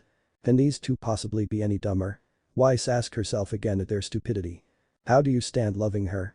Ruby asked and Naruto rubbed her head. You'll understand if you ever fall in love, Red. When you are in love, you love even a person's less desirable traits. I'm poor as fuck and Yang still loves me, love is blind, kiddo. Naruto lectured Ruby softly and she smiled for a moment. You know you kind of scared me when I first met you, but you are okay. Ruby admitted, her smile growing a little. Hear that, Rubes? The other Rubes thinks Foxy's okay. Yang shouted with pure glee. Water doesn't affect me, I am an eternal flame, baby. Yang called out as she came out dressed in her pajamas, shouting and disturbing the other people. Naruto laughed for a moment before he elbowed her in the ribs. I'm on eternal flame, get to bed already. Naruto commented as he pushed her towards a sleeping bag. She pouted for a moment before she hooked an arm around his neck. You two are going to drive me crazy. The way you two speak without shame is so unsophisticated. Weiss shouted while she heard a few hums. Only if you join me. Yang said right back at him, flirtatious humor in her tone. Naruto stated to her and she grinned widely. Gross. Ruby shouted. Yang elbowed her sister. Ruby, he's just joking. She would gladly do that. Yang looked away from the group, feeling a bit more self-conscious that they were now staring at her. Well, he might be joking, then again I might not. Yang said. Why are teens so gross? Ruby asked while starting to imagine things and recollect the words she had learned this chapter. some of which she was scared to ask and curious at the same time. She was probably the curious person she knew, which explained why she had an act for sticking her nose into people's business without their approval. Poof. Weiss felt her skin covered in her shoes hugging her toes. A great deal of satisfaction spread across her face like the sun's shimmering rays on snow. Does anyone else want to be publicly humiliated? The voice questioned, suddenly very closer now. Because if I remember, Weiss, you still owe Yang a lap dance. Weiss felt her skin crawl as Team RWBY looked at her with perplexed reactions. Yang bit her fist, trying her hardest not to bust a gut when she heard that. Blake slowly stood back while rubbing her face. So do you want to do it the easy way or my way? The voice asked. Because if there's one thing I don't like, it's people who back down on their words. Weiss dumbly stood up and walked over to Yang and sat on her lap. Stiffening while she did it. She didn't bear to move a muscle. She was so screwed. Weiss didn't know how the voice was able to read her mind, and she was still in shock that he was able to. She knew what was going to happen if she didn't do what he said, and she wasn't willing to risk it. Weiss, true to her word as a Schnee, sat on Yang's lap and began commencing her dirty deed. She bobbed her rump up and down off of Yang's lap, with her face ablaze the entire time this was happening. Her hands were on her knees, and she let herself smack on Yang's lap in a rhythmic beat. Yang was biting her lower lip, trying to contain the fit of laughter that was escaping the sides of her mouth and building up in the back of her throat. The feeling of Weiss. Blake was in shock and wondering why the hell Weiss would so she could up. Weiss wasn't the most fun of the group and always tried to steer clear of anything related to the sorts. Seeing her give a lap dance to her partner though was new. Quite the learning experience of Weiss Schnee. RWBY wasn't sure what was going on but didn't exactly know what to say on the matter. She never knew her own partner was so bold when it came to keeping promises. As a matter of fact, she didn't know why Weiss was acting like this. Seeing her bounce up and down off of her sister was something very new. Weiss went on and on. Slapping herself on her blonde teammate who almost wanted to give her ass a slap just to piss her off. She wanted to, but she didn't think it would have been nice to do it in front of her sister. After a few seconds of the sound of flesh slapping throughout the room, Weiss immediately got off of Yang and sat next to her with her arms crossed and face aflame. Whose turn is it? Weiss asked rudely as Yang raised her hand and took it with enthusiasm. Then there was 8. Yang said as she flipped the page. By the way, Weiss, your butt is so cold. You should try wearing bloomers. Weiss snarled at her like a rabid cur. Chapter 8. Yang in good time. Yang laughed a bit under her breath hearing the chapter's name. She had a semi-good feeling that maybe this would be the one to look forward to. Gross. RWBY thought to herself as she laid down on a sleeping bag. She was watching as Naruto and Yang were all mushy and romantic and stuff. It was completely disgusting for her to watch as her sister and her husband acted all lovey-dovey like they were acting. Naruto, doing the impossible, was playing with Yang's hair, her pride and joy that she let nobody ever touch ever, and she was allowing him to run his fingers and face through her hair as he laid gentle kisses on the back of her neck. I'm not even sure what that, Yang said as she watched herself and Naruto basically touch every square inch of each other like there was no tomorrow. She didn't mind that part since they were married and 4 years into a relationship, but still, her hair was the second most important trait about her that she put countless hours into. Touching it like the way he was told Yang how much she trusted him. RWBY was sitting by, gasping like a fish as she watched her sister not only get Frenched by Naruto, but touch her hair. She knew of course that Naruto and Yang have been together for 4 years and were officially married as of recently, but being able to touch her hair like it was his own was beyond insanity. In all rights, if Naruto had been some stranger, the stranger would have had their face smashed into the point their body turned inside out. There had been times in the past when Yang got in fights on the playground with other boys and beat every single one of them for touching her hair. One time when a boy stuck gum in her hair and that boy had 2 teeth knocked out that day. But that had made RWBY gain unconditional respect for Naruto after that moment. He had managed to accomplish the unthinkable in RWBY's book. Touched Yang's hair and lived to tell the tale. The only people that touched the pride and joy known as Yang's hair was Yang, RWBY, Taeyang, and that was it. No one else under any circumstances, but it would seem Naruto proved impossible and defied all odds with his incredible luck. His hands right now were literally going right through each and every strand of hair that was on Yang's head and he was still alive with all limbs intact. Blake and Weiss were having similar feelings after watching Naruto touch Yang's hair without any trace of fear. Was it stupidity? Courage? Both? No. It was the undoubtable fact that she was letting him. That was some of the most trust Yang had ever put into someone. It was so gross. Oh, that's cute. RWBY's a little shy. Yang said as she watched her sister turn her eyes away from the screen. I just don't like watching you two do grown-up stuff. RWBY said a bit loudly, while her sister chuckled deeply at her sister's embarrassment of watching open affection. RWBY, people kissing is alright. There's nothing wrong with it, although this much of it in public is a bit questionable. Y said as she watched Naruto and Yang literally French kiss each other like their lives depended on it. When Naruto had come back from his walk, he had been super affectionate with Yang for some reason.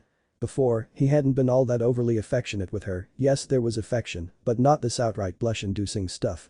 Yang wasn't annoyed by it, if anything she simply enjoyed the extra attention he was giving her at the moment. There were times he was super affectionate, and it was normally after he went through some kind of internal conflict with himself. It's like he's trying to forget about me, Blake thought as she sat there, feeling an unpleasant feeling deep within her soles that continued to grow the longer she saw Naruto lock lips with Yang. The sight of that was making her boil inside. The rage was beginning to quill up to unthinkable proportions. Hey, don't feel sad. Yang soothed her. Maybe we can talk about it. You and the other me. Maybe. Blake said along. Weird, like he was trying to prove he had feelings for her to himself as well. That didn't help at all. Blake thought dimly. Stop, that tickles. Yang said with a slight smile on her face, and she playfully elbowed Naruto in the chest. He was kissing the super ticklish parts of her neck now, the parts right on the right side, almost touching her shoulder. Naruto had his arms placed firmly around her with a sly smile on his face. Weiss tried, but she herself was feeling a dark feeling within her. She wouldn't admit it, but she was a little jealous at this.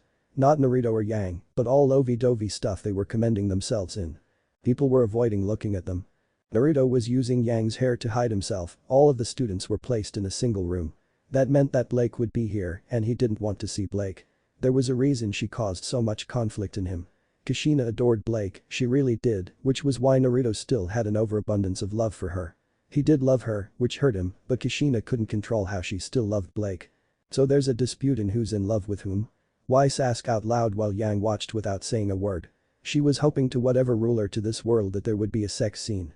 She wanted it, she needed it.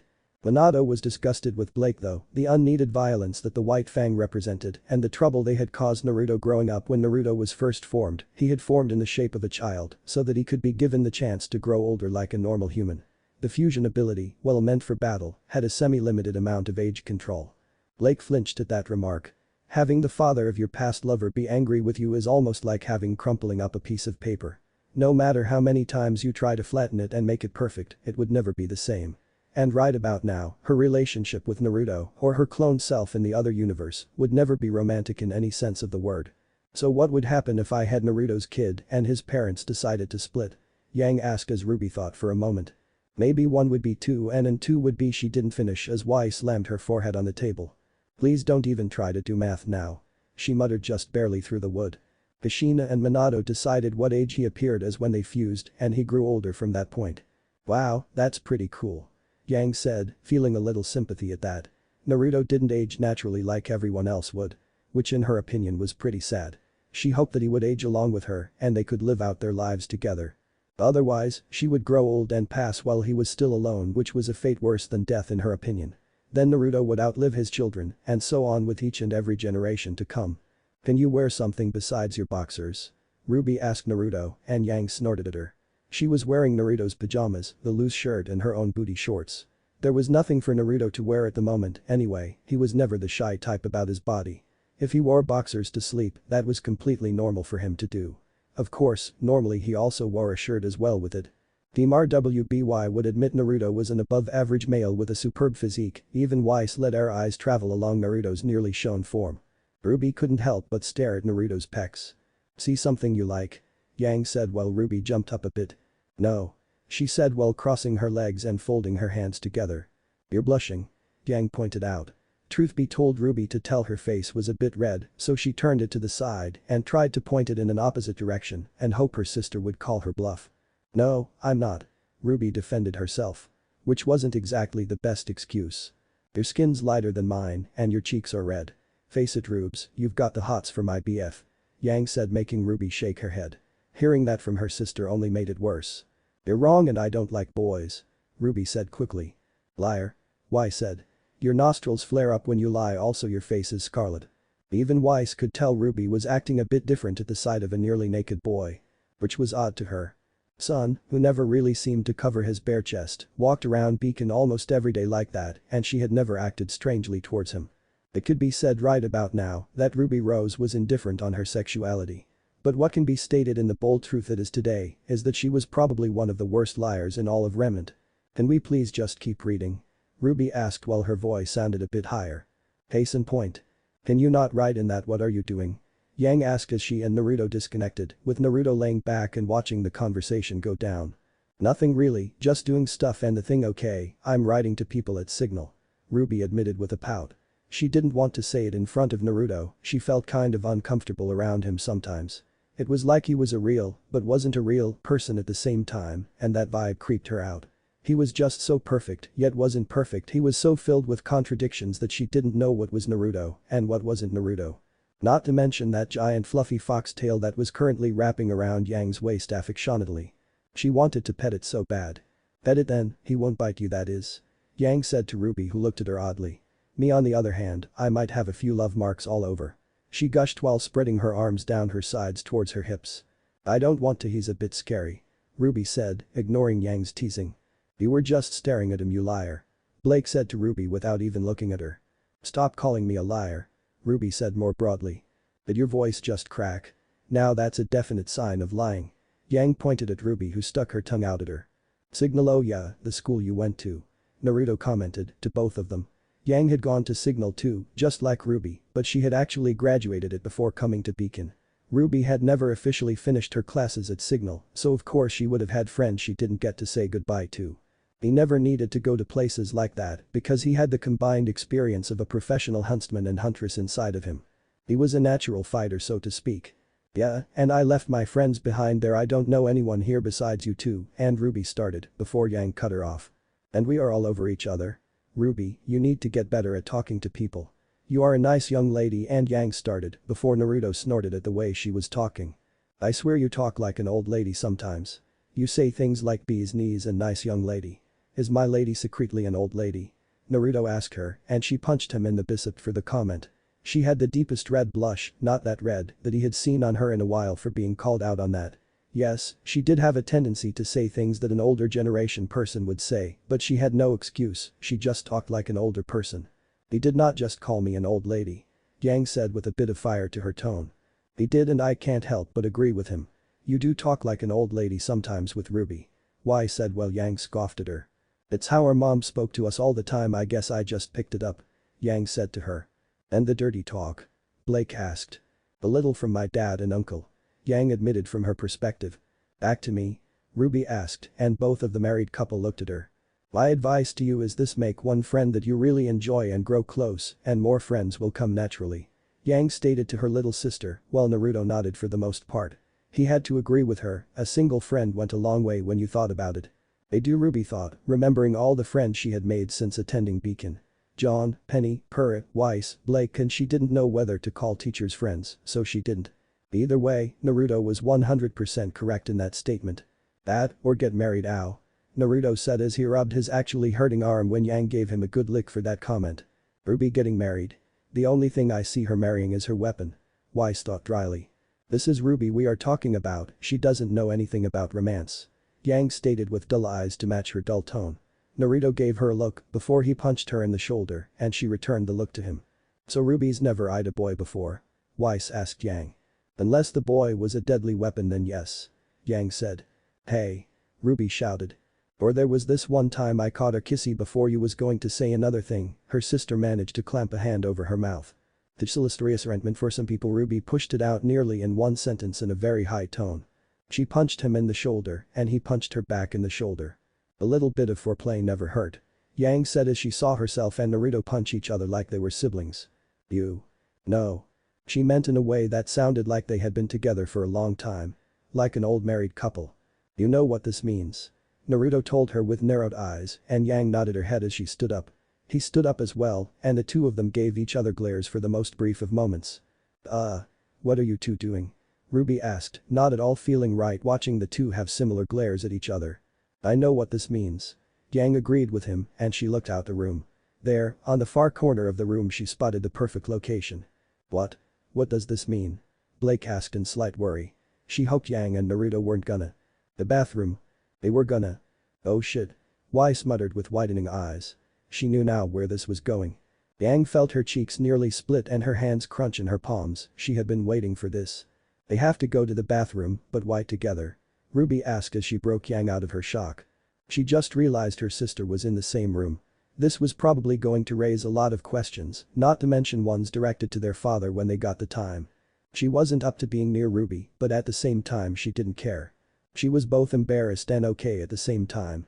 Yang just leaned back and said to Ruby. Whatever happens after this, just let it. Okay. Ruby didn't seem to understand and said. Okay. You, me, bathroom, now. Naruto told her with a glint in his eye. Yang nodded as she grabbed his hand, grin in place. She literally dragged him towards the bathroom, stepping over several people and attracting a lot of attention to them. Even the yellow eyes of a certain jealous cat were looking at them with extremely conflicting anger and jealousy in her eyes, as well as arousal. Do you want to join? Plenty of room. Yang said to Blake, who didn't say anything nor do anything. She just watched the screen with a glare so fierce it could split diamonds down the center. A male and female going to the bathroom together could only mean one thing. A nice round bout. Yang thought. Yeah, they use the restroom, wash their hands, and leave. Ruby said as all the members of Team RWBY palmed their faces. Sometimes her innocence was going to be the death of her. In most cases, it was only a matter of time before reality came around the corner and hit her like a truck. Not in this case, Ruby. Y said. How's this any different? She asked. Just wait and see. Y said while sounding a bit strained. They went right into the girls' bathroom before they kicked out an unlucky girl that looked like she didn't know what was going on, and the girl that they had kicked out just happened to be the same girl that Ruby had pretty much made an enemy. Schnee. The girl heard the sound of the bathroom door locking, and the room was silent for a moment as they just looked at what was happening. Thank God I wasn't in there, I might have died, but hey. What gives them the right to force me out like that? Weiss looked at the screen bitterly. There was nowhere right. People wouldn't just outright have bathroom sex next to a room full of people, teens who wouldn't be able to sleep all night with the knowledge that somebody was having sex so close to them. Ruby nearly fell back as her mouth opened, her eyes became white, and her face matched her cloak. Her sister was about to have sex with Naruto right in front of her. Hey. I was brushing my teeth, you foul-minded sex fiends. Weiss shouted as she banged on the door with her fist. She had foam at the edges of her mouth still. Oh. Ruby shoved her fingers in her ears right then and there. The sound that came from Yang was so foreign to her, she didn't know whether to be worried or scared. Or both. Blake simply crossed her arms and looked off to the side, her face beginning to go red when she imagined Naruto standing over a kneeling Yang, really pounding himself into her. Wai simply watched the screen without care, but looked uncomfortable since she was basically listening to a porn of Yang. She knew what was going to happen, and everything between Yang and Naruto was up to this point. Yang popped a cherry in her mouth after finding a jar in the back of the fridge. The room went silent when they heard the loud feminine shout of pleasure coming from the bathroom. Everyone's eyes started to widen, and Ruby covered her ears with her pillow and wrapped herself up in the sleeping bag. She didn't want to hear this, she didn't need to hear this, but she was going to if she didn't prevent it somehow from reaching her ears. She wanted to avoid this at any costs. Blake blushed, knowing exactly what that blonde slut, Blake didn't like her for stealing the man who by all means should be married to her by this point, was going through right about now. Tell me about it. Blake thought to herself and other self. Ruby thought the worst was over. She could still hear banging and crashing, although the moaning had stopped for just a few seconds. Oh God. Then again, she's been wrong before. I can still hear it. Ruby shouted as she heard her sister scream in ecstasy. The sounds of loud banging could be heard, and the bathroom door was shaking at this point. Vibrations could be felt in the feet of everyone simply by how hard whatever was happening in there was hitting the wall or ground. Suddenly, no man was able to stand up straight, and females were simply wide-eyed. Blake didn't take her eyes off of the corner of the room, nor did she try to take in the sounds resonating all around her. Damn it, yes. Weiss made an inaudible noise in the back of her throat. It was going to come out as a squeak in surprise from the sheer volume in Yang's voice, but she managed to keep it down. Since she was being taken more than likely from behind it, the pounding sounding in the room like a cannon was going off, it just came off as crazy to her. She would really need to steer clear whenever Yang got a boyfriend and they got to fourth base. The sound of glass shattering and wood being completely smashed echoed through the silence room. It sounded like a mirror and stall had just been destroyed, like shattered and crushed. Just how hard were they going in there, and what could they possibly be doing that could cause the sounds of destruction to be heard? Light shattering could be heard when a loud female squeal of pleasure shattered glass and light bulbs in the room. Weiss's eyes became as large as dinner plates by this point. Blake was now staring at the scene once the glass broke and the wood inside the bathroom's foundation was being shredded. And Ruby. She couldn't do anything but sit on the opposite end of the couch with her hands wrapped around her knees. Yang looked a bit angry at the fact they were only watching everyone around and outside of the bathroom door instead of the magic that was taking place. She felt like she was being cheated out of her hard-earned time. Oh well, beggars can't be choosers. Yang said as she popped another cherry in her mouth. Even the windows of the ballroom shattered from the strength of the pleasure scream. Damn, wish I had an unrated version. I'd kiss whoever gave me that. Yang thought. Holy shit, that is hot. A random male was able to when the sounds of banging only grew that much louder. Wild lights that looked like flames could be seen from underneath the bottom of the door and everyone wondered what was on fire in the bathroom. Blake looked down at her bosom before looking at Yang's chest. She could outdo her any time, any day. Boom. Oh my explosive orgasm. Ruby wasn't making much of an effort of leaving but was frozen solid on the couch at the way her sister sounded. She hadn't ever heard her sister speak, or in a lack of better terms, sound like this. She learned that sex really changed you. Be it good or bad. Lucky bitch won't be walking straight tomorrow. Blake thought to herself with a frown on her face. She also knew the joys of wild as fuck Naruto sex and how it could go from romantic to mind-blowing in seconds. Yang was most likely getting the full treatment at the moment, something she wanted right about now. FULL gulp, treatment. Blake asked as her eyes became as large as saucers and the blush began to grow from the center of a face and spread on words. If she remembered correctly, she and Naruto had already made love in the past when they were in the White Fang. She began to wonder how it was for her first time. Was sitting a problem afterwards, or did she walk with a limp, or how long did this go on? These questions swept through her mind like water going down the drain. Soon a blood dribble ran down her nose like a faucet. Bang bang bang. Hope it'll hurt like a bitch in the morning. Blake thought with so much negativity towards Yang as she wiped her nose that it would have attracted an entire forest full of Grimm by now. Suddenly, it sounded like somebody was being plowed right into a wall with the force of sledgehammer. Now even the females were jealous of what was going on because it honestly sounded like the blown chick had found somebody that was a keeper. The loud sounds of somebody just giving it to her with the force of a damn freight train was intoxicating all on its own. This is not happening, not happening. Ruby thought to herself as she rocked herself, trying to block out all noise. Yang looked at her sister before she herself felt shameful. Surprising, right? It's because before all this, Ruby wasn't that into or by all means interested in anything sexual romantic affectionate whatsoever. Now she had gotten a first-hand experience at what it was like by watching it. Ruby was no longer pure.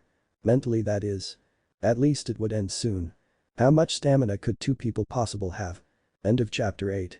What if reading Naruto Harem Team RWBY end here, and thanks for watching my video till the end.